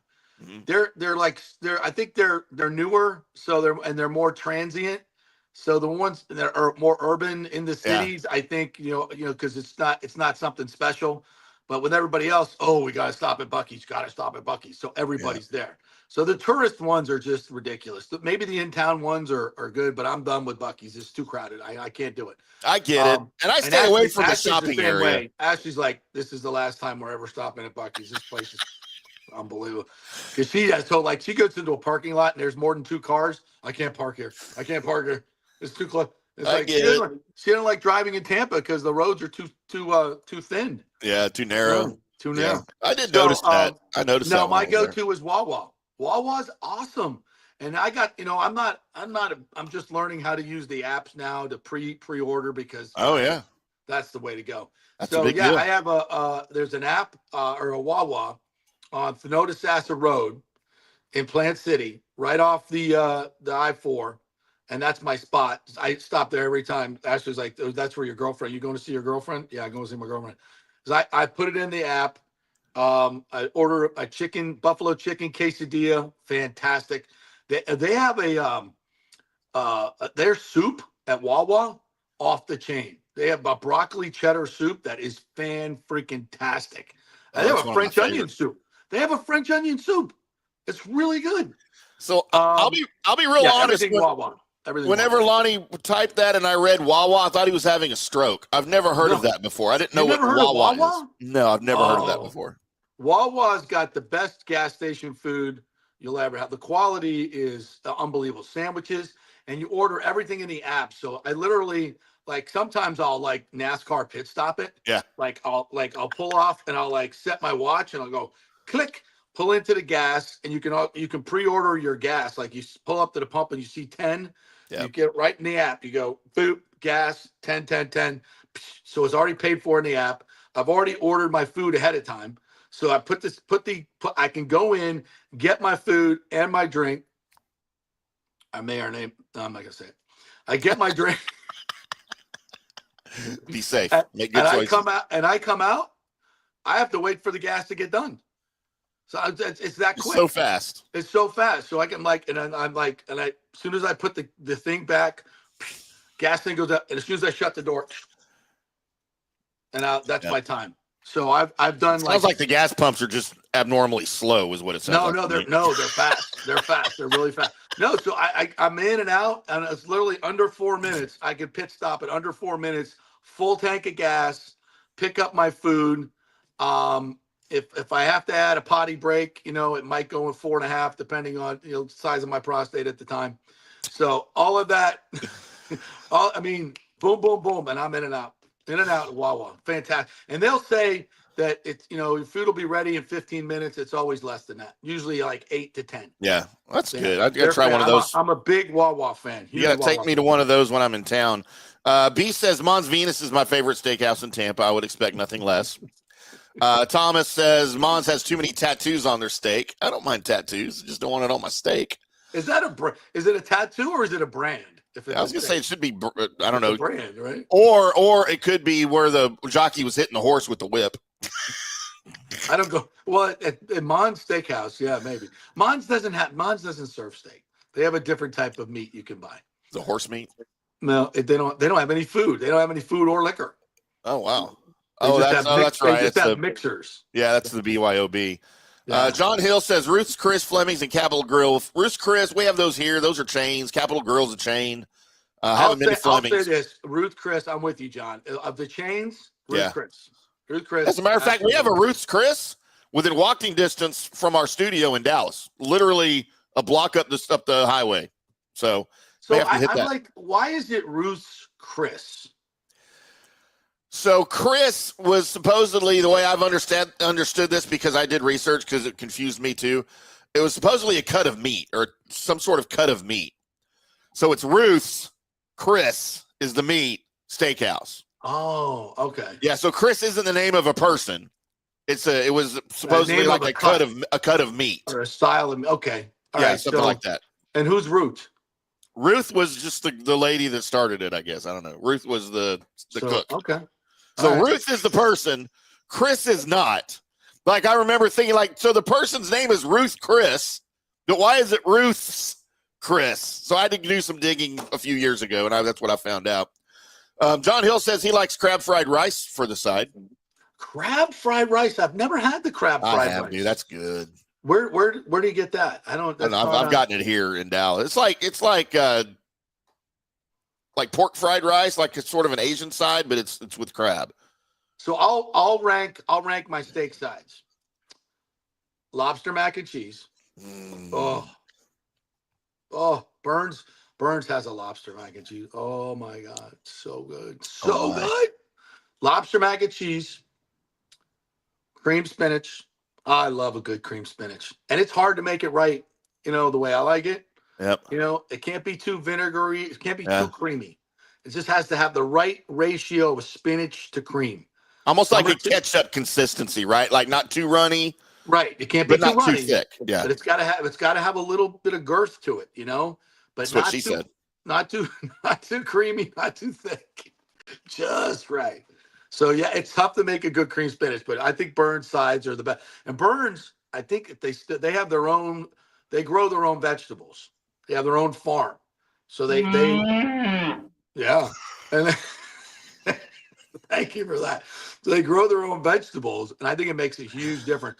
And they have the tank in the they redid the restaurant. So I'm in the kitchen. Haven't done the kitchen tour in a while, but they used to have this big freaking tank in like where the fish swim around. You can go in and pick out your fish, like not just a lobster, but a fish. Like, oh, I want that sea bass right there. Yeah, take it right out, fresh. Yeah. So this 5 minutes ago. So this drop. There's a place here in Dallas called Bob's Steak and Chop House. It's probably actually the best steakhouse in Dallas. I know I wasn't thinking of it before, but they sponsor the great Norm Hitzkis' show nice. Here on FanStream Sports. So I have that drop because it's in all of the ads that I had to put together. So now anytime we're talking about steak, I just have to throw in the random. Oh, you got to. Next time you're here in Dallas, like it's in the middle of getting slaughtered. Yeah, next time you're in Dallas, we have to go to Bob's Steak and Chop House because it's quite an experience. Thomas Casper, he wants man. It's one of my favorite things in the world to do. Yeah. Is go to a good steakhouse. It's an experience, right? Yeah. Have the experience. You sit down and get a good. I'm not a huge wine drinker, but every now a nice cava, a nice Chianti with some fava beans. No. Chianti. Chianti. No, a nice that red wine we had at Cafe Paradiso was just absolutely perfect. Was it Italian Pinot? Was it a Pinot Noir? I think it was. It's fantastic. Oh, it was Barbera. Yeah, it was the brand. I took a picture of the label because I'm going to buy some. But I need to order a case. It wasn't outrageously expensive. Like we're talking probably $20 a bottle. Like it wasn't that crazy. Wow, that's when I looked it up. Yeah. Nice. Thomas Casper wants a side of thighs. Is that at Mons Venus? I think that's at Mons or Scores. B think says about Scores. When I was working with the great Ron Diaz, his buddy was the shocking development. His buddy owned a strip joint, and I forget his name. Nicest guy in the world, super nice guy, and he had us over to have steak there. And he, if he still owns it, he ran that like a real steakhouse. Like he was maniacal about the cuts of meat that they brought in. And it was fantastic. I mean, it was as good as any steakhouse I've been to. They take great care at that strip club with their steaks. At least they used to. I don't know. That was 8 years ago. Yeah. So I don't know if the guy still owns it, but he made that was a fantastic steak dinner. Really, really good. The whole thing was absolutely top notch. B says any cartoon genre of steakhouses, I would put that number one. Right. B says any cartoon got to go St. Pete Grand Prix, great event. We talked about that going here in just it's in early part of March. Problem is, I'm coming to Tampa. Me and Johnny are coming to Tampa for the Valspar. Oh, so good. I don't think I can make the two trips that close together. I used to hit all the IndyCar races. It didn't matter where back in the 90s. I went to. You got a credential, bro. You're credentialed. Oh, sweet. So I went to like 11 Indy 500s in a row and maybe 20. I've never been to the Indy 500. I really that is a party right there. Then I've been out to Monterey to when they were out there at Laguna Seca, and Cleve. I've been all over to see IndyCar races back in the 90s. I love it a lot. But St. Pete is definitely on my list.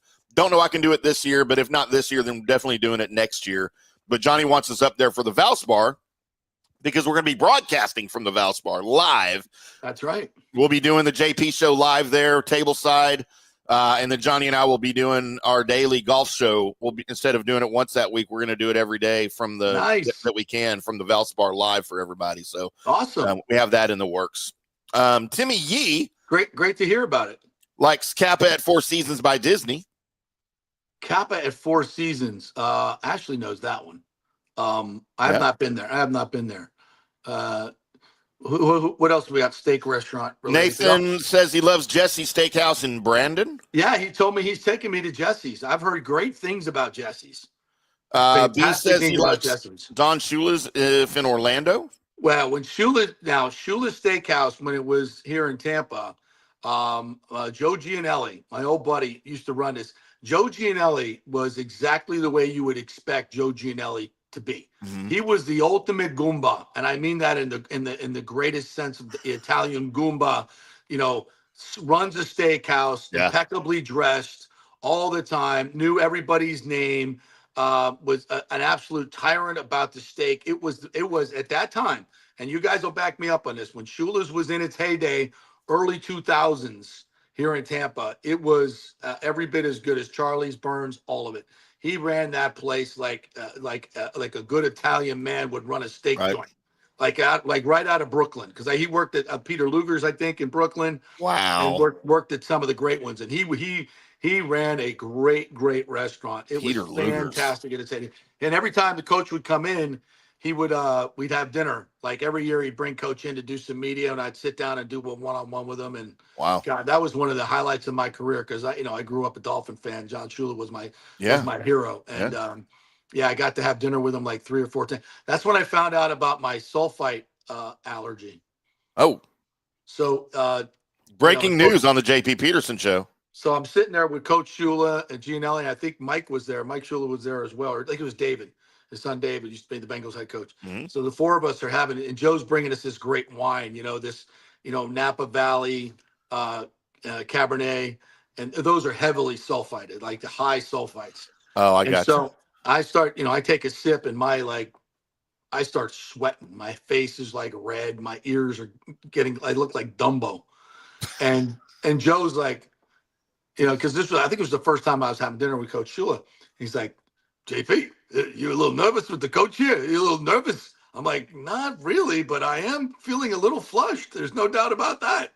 So I took another sip of the wine, and I was like, I think it's something in this wine. He goes, oh, you got a sulfite allergy? Oh. I'm like, yeah, I am allergic to sulfa drugs, like sulfa-based drugs. I'm allergic to.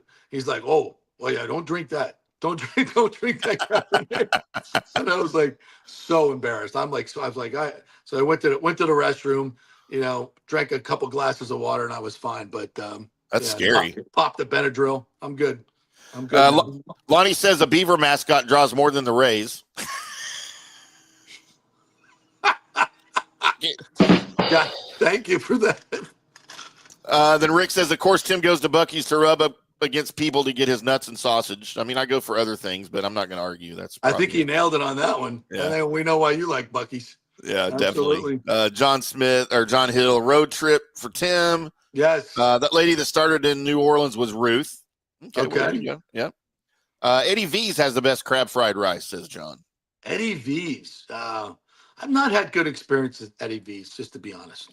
I'm sure they're awesome, but there's an Eddie V's here. I've never been. I've had a couple of bad crab-related incidents at Eddie V's. So I assumed when they built this Eddie V's here that it was Eddie Vedder's bar, and I didn't want to go because I hate Pearl Jam and Eddie Vedder, so I wasn't going to go. But I'm guessing it's not Eddie Vedder, huh?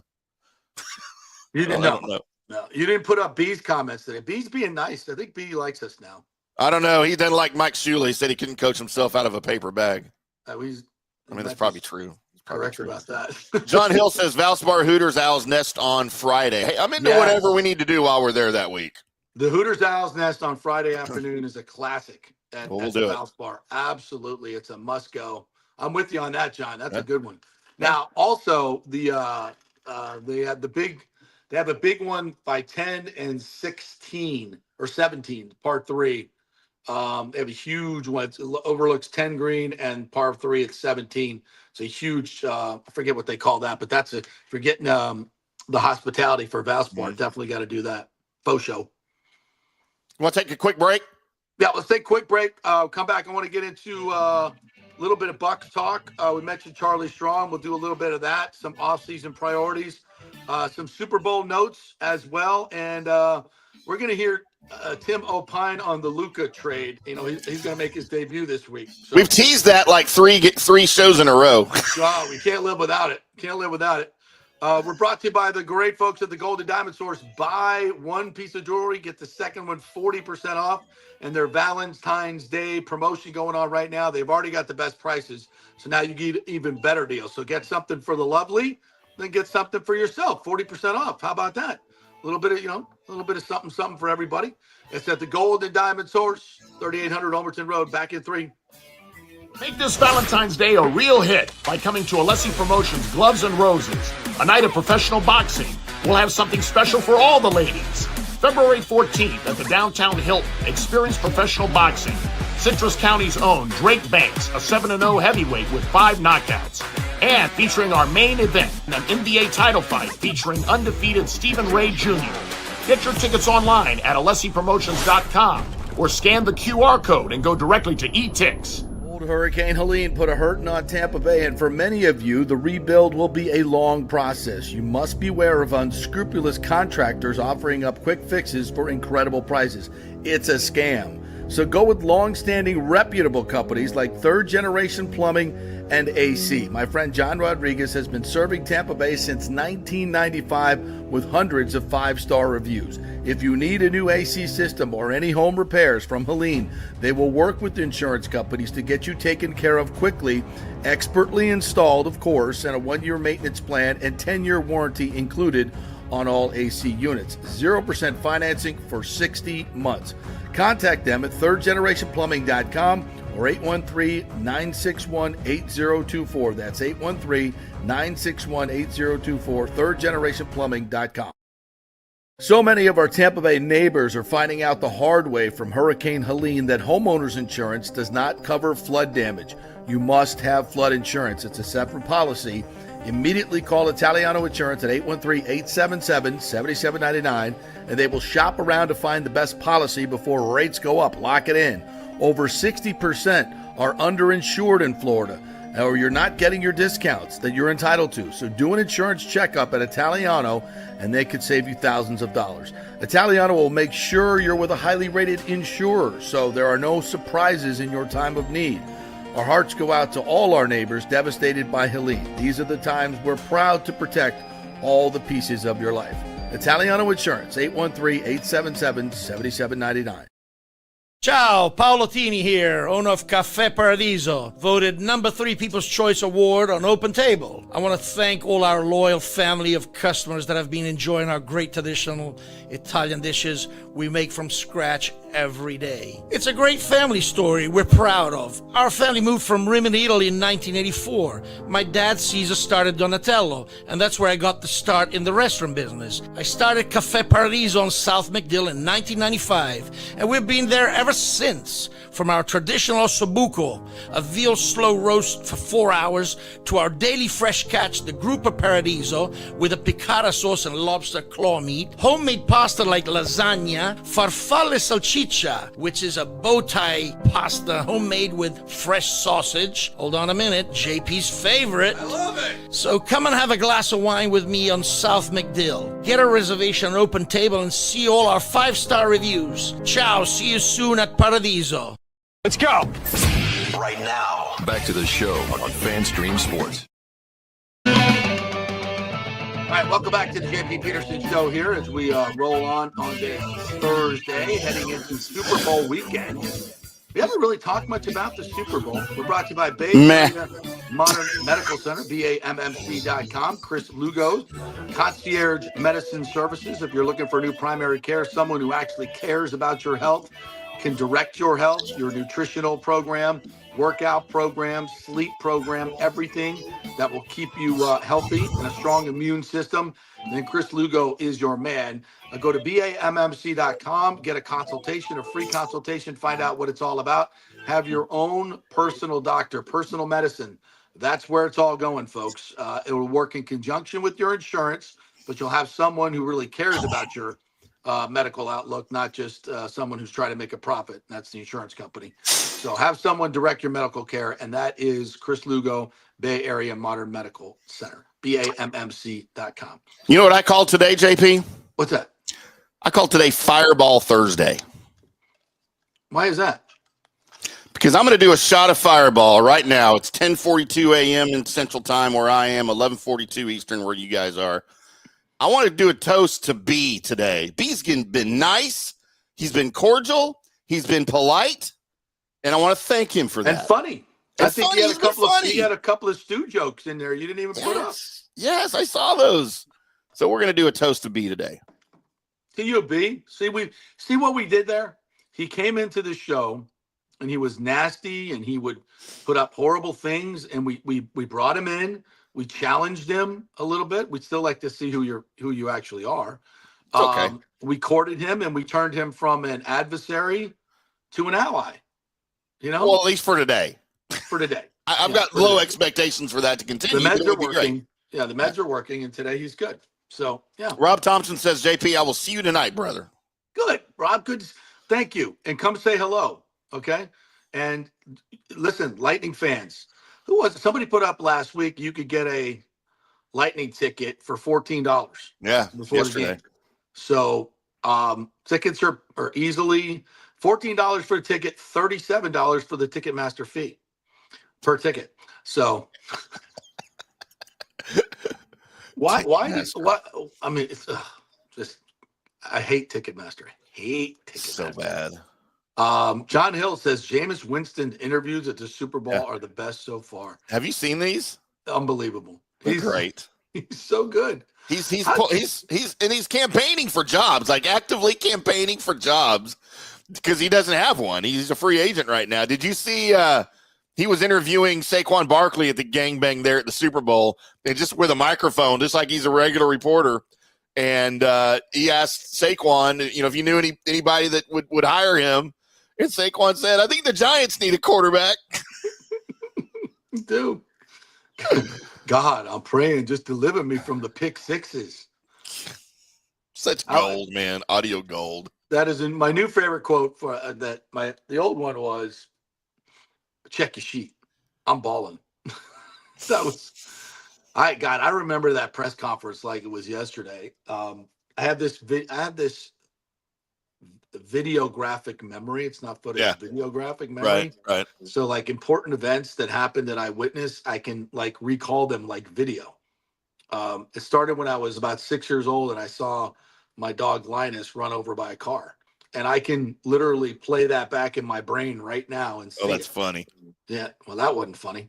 But but I have like these series of events that have happened in my life.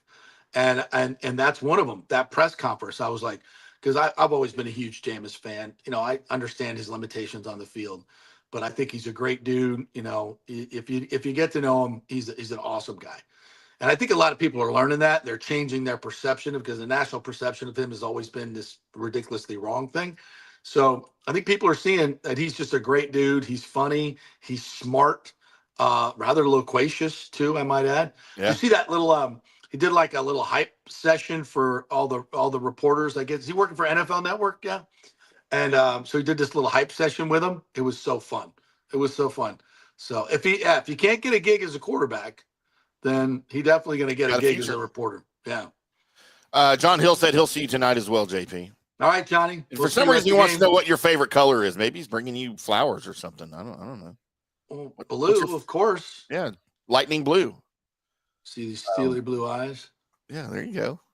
Don't look into my eyes so deep, JP. That makes me uncomfortable. I mean, they're not Kevin Kiermaier level eyes, but who is? I mean, who is? So JP, the Fox brought the Super Bowl broadcast team went to Chiefs practice yesterday. with one exception. Guess Brady. who was notably absent from the Chiefs practice on the Fox broadcast team? So I heard that he was unrestricted for the Super Bowl. Why would he be? He's the owner of a team that's a division rival of one of the teams in the Super Bowl. I agree, but I heard somewhere, I read that I hadn't heard that on the interweb that maybe on Snapface. I don't know. Has to be true then, right? Yeah, that he was unrestricted for Super Bowl. Like, well, that's not going to sit well with the Hunt brothers. Yeah, well, he wasn't there, so maybe he's not. And really. And, for me, for a guy like Brady, who to me is not a natural broadcaster, right? Right. Clearly, he's one of the best ever to play football at his position. There's no arguments. I used to argue that, but I've given up. I don't anymore. When he won the Super Bowl with Tampa, that went out the window. I'm like, okay, you know what? Yeah, maybe he is the greatest of all time. I conceded that. But that doesn't make him a natural broadcaster. Broadcasting is really hard, right? Yeah. Like that's a special skill set to be one of these guys. And a lot of ex-players don't have it.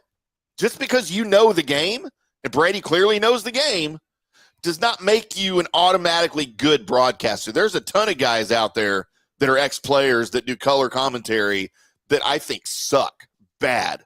Well, I always thought from the very beginning, having covered Brady for 3 years, and again, I never had a one-on-one with the guy, but I was in a lot of podium interviews and gangbangs with him. That's an interview, folks, by the way. Yeah, it's a real thing.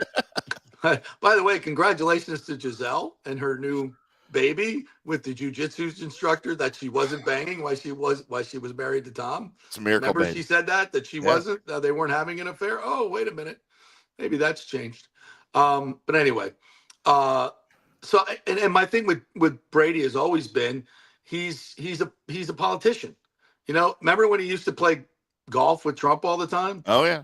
And then that became unpopular, and then he was, telling jokes about Trump in front of Biden. And that was the moment that got me. I was like, oh, yeah. So you abandoned Trump, because you're at the White House with Biden, and I'm like, he's a little two-faced for me. I wonder where he stands now.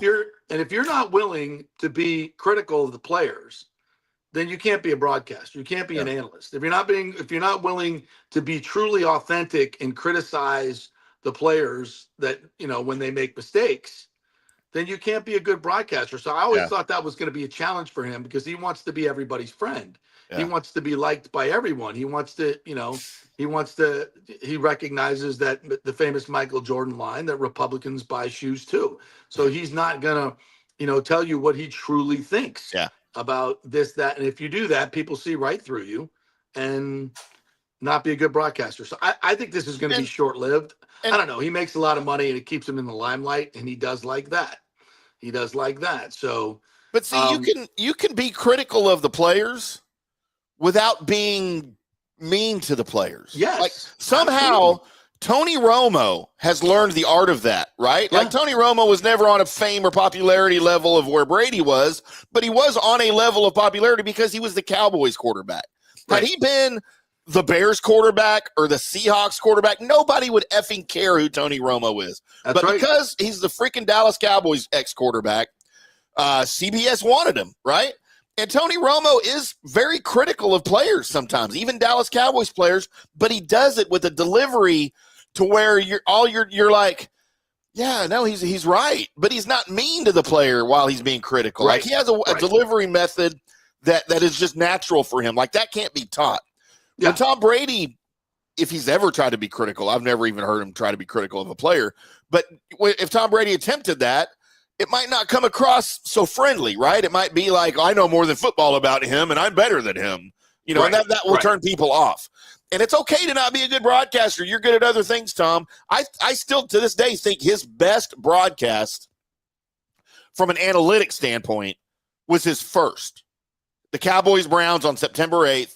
I thought that was his best game analytically that I've heard. That was not his best delivery by any stretch. He's gotten better with the delivery over the year as the year went on. But I don't think his analytics have gotten better. I think they've gotten worse because he's focusing too much on the delivery part instead of what he's saying, or he's focusing on the way he's saying things instead of what he's saying, and I don't think it's good.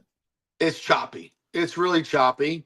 Their cadence, between him and Burkhardt is not great, because I don't think Brady knows when to come in and when to lay out.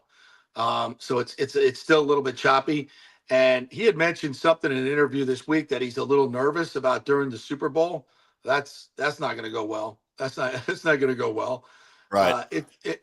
Because I think he's too self-conscious. Again, this comes to the authenticity. Like when Brady's being his authentic self, like you saw maybe at the roast, or you'll see him in some videos they used to do with Gronk. Yeah. I think he's really funny. Yeah. And I think he's like, it's very natural. That's the best Tom Brady, really. Yeah. And then when he's, in the booth, he's trying to be an analyst. He's not trying to be Tom Brady. He's trying to be a Tom Brady, the analyst. Yeah. When he's doing, when he's in different roles, he's trying to, Tom Brady, the businessman, Tom Brady, the crypto guy. That didn't go well. He's trying to be TB12, not Tom Brady. Right. And it be his brand. It's inauthentic. People see right through. So I'll be interested to see, because this will be the first time about 100 million people will see Tom Brady as a broadcaster, because this is the Super Bowl, and there's about 100 million people that tune in that don't ever watch football. I'm sorry, about 50 million people. So it double what the Super Bowl audience is, about double what a normal game is, maybe a little bit more. So there'll be 120, 130 million people in America watching it. I guess. At least. Yeah. So now I will tell you this: that first game that he did, Browns Cowboys, Fox of course showed it everywhere, and that had 25 million people that watched it. His first broadcast. Yeah. So what is the Super Bowl typically, like 120? Oh, it's 150, in America, isn't it? 150. I forget where the numbers are, and then of course, the international is not done by Brady. It'll be in different languages, obviously. 100 to 150 million viewers. Yeah, that's what I thought. So yeah, this will be the first time so many people saying. I'll be interested. I think he'll probably get bad reviews. I don't know, because people like to hate Brady anyway. They like most people hate Brady. I was one of them, like I said, until he went to Tampa Bay and won that Super Bowl. I hated everything Brady did. I despised him. Number one, because as a player, I have so much respect for him. And one of my favorite moments of my career was literally watching him do goal line in preseason, at practice, just being so up close. I was sitting right on the end line, and he's, at the 5 and 10 yard line, literally, 10 yards away from me, barking the signals, and I'm watching the way he directed everything in the red zone, and it was insane how good he was, and how accurate he is, and how he moves people with his eyes, and just the subtleties that you could see when you're up that close. Because then I'm basically playing safety at that. You're that close. You're like in the game. Yeah, and that was eye opening to me. It really showed me why he was so great at what he did. He knew pre-snap where he was going with the ball most every time, and then he would move people with his shoulders and eyes, and then deliver a football with velocity and accuracy like you'd never seen before in your life. It was clear. It was virtuoso to watch. So it reminds me, and not to get off of football or Brady, because I want to come back to that because I have an interesting point about that, but I saw a really cool video. You're a big tennis fan, right? Like I am. Huge. I saw an Andre Agassi interview where he was talking about Boris Becker, one of his biggest rivals at that time, right? He could not solve Boris Becker. He couldn't solve his serve. Nobody had seen a serve like Boris Becker ever. And Andre Agassi never solved the Boris Becker serve. He was aced, I think, more times by Boris than any other player. And he was the greatest returner of all time, Andre. And he was. He was. So he came out, and this is how much of a student, being a student of the game, can or whatever you're playing can give you an advantage. And I think that's where like people like Brady and Romo and Peyton Manning, those guys who were really good at being a quarterback, that's part of their advantage. So he was telling this interviewer about Boris Becker, because there was one specific tournament where he was playing Boris Becker, and I don't remember where it was or when it was, where all of that changed, where he figured it out. And it was the very late in their rivalry. And he said, I had been studying film on Boris Becker going into this tournament because I was tired of losing. I wanted to find an advantage. Yeah. Something as little as a facial expression by Boris Becker tipped off Andre Agassi where his serve was going to go. Oh. And it was either to the left of the service box, to the middle, or to the right. And as a returner on a 130-mile-an-hour serve, you have to anticipate. It's like a soccer goalie, right? You have to anticipate where that shot's going or you're lost. So it had to do with Boris Becker's tongue. His tongue? His tongue. He had this habit of sticking his tongue out right before he threw the ball in the air to serve.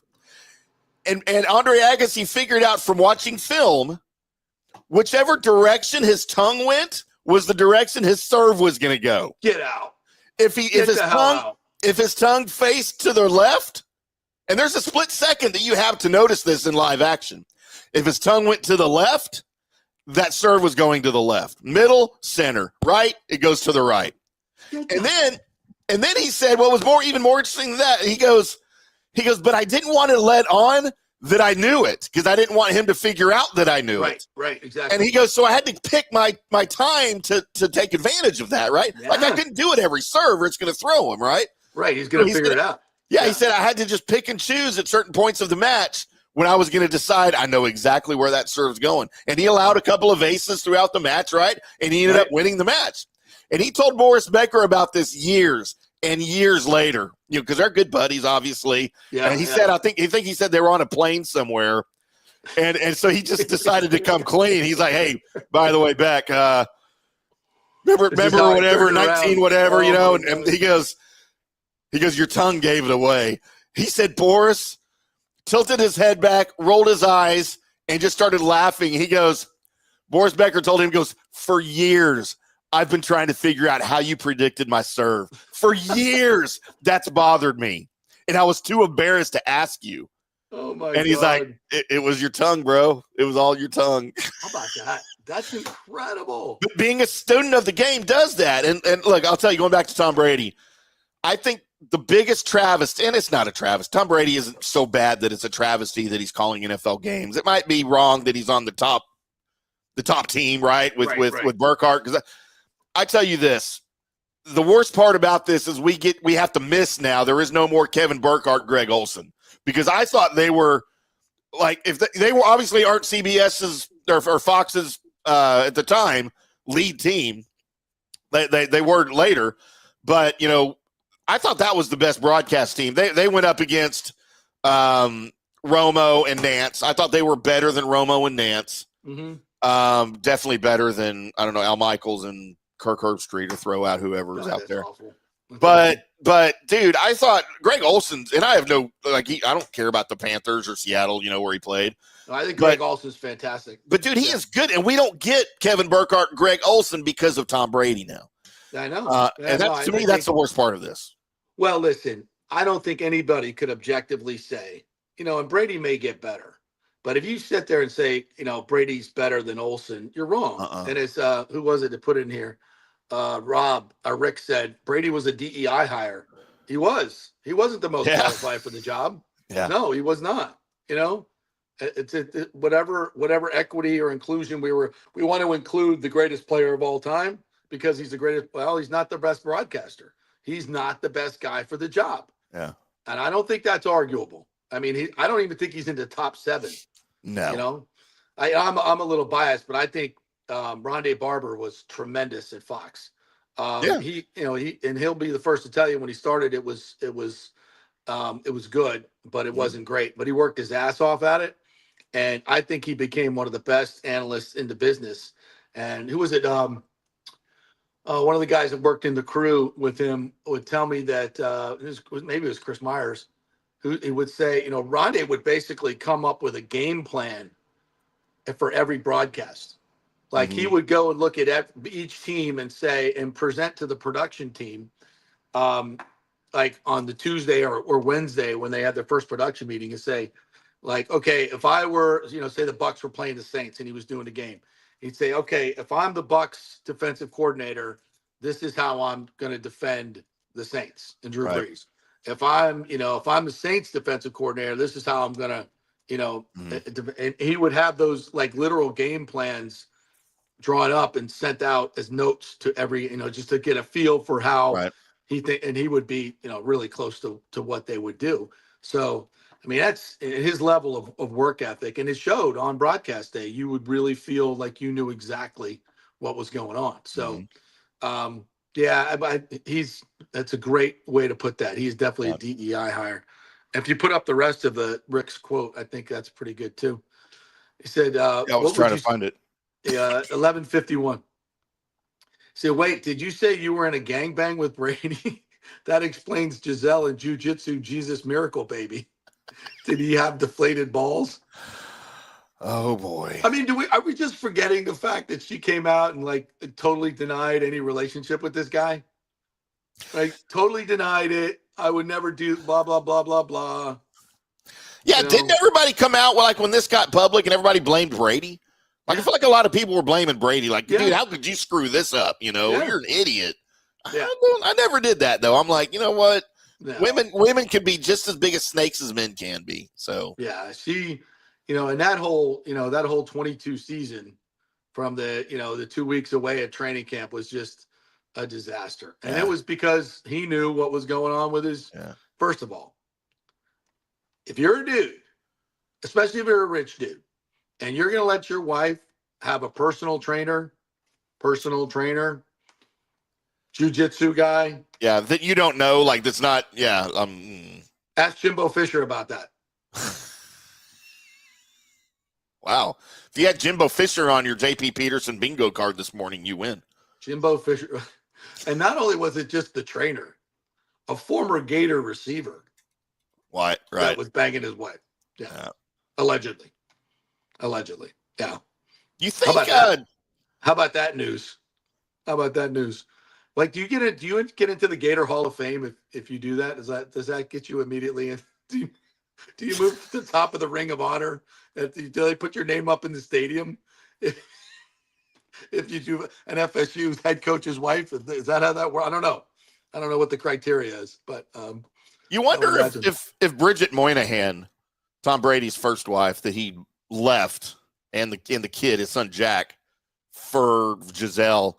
Is there any satisfaction in Bridget Moynihan's brain knowing what that ended up being? Like for us normal people, if you have a wife, like I did, full disclosure, my last wife left me for a dude she met on Instagram.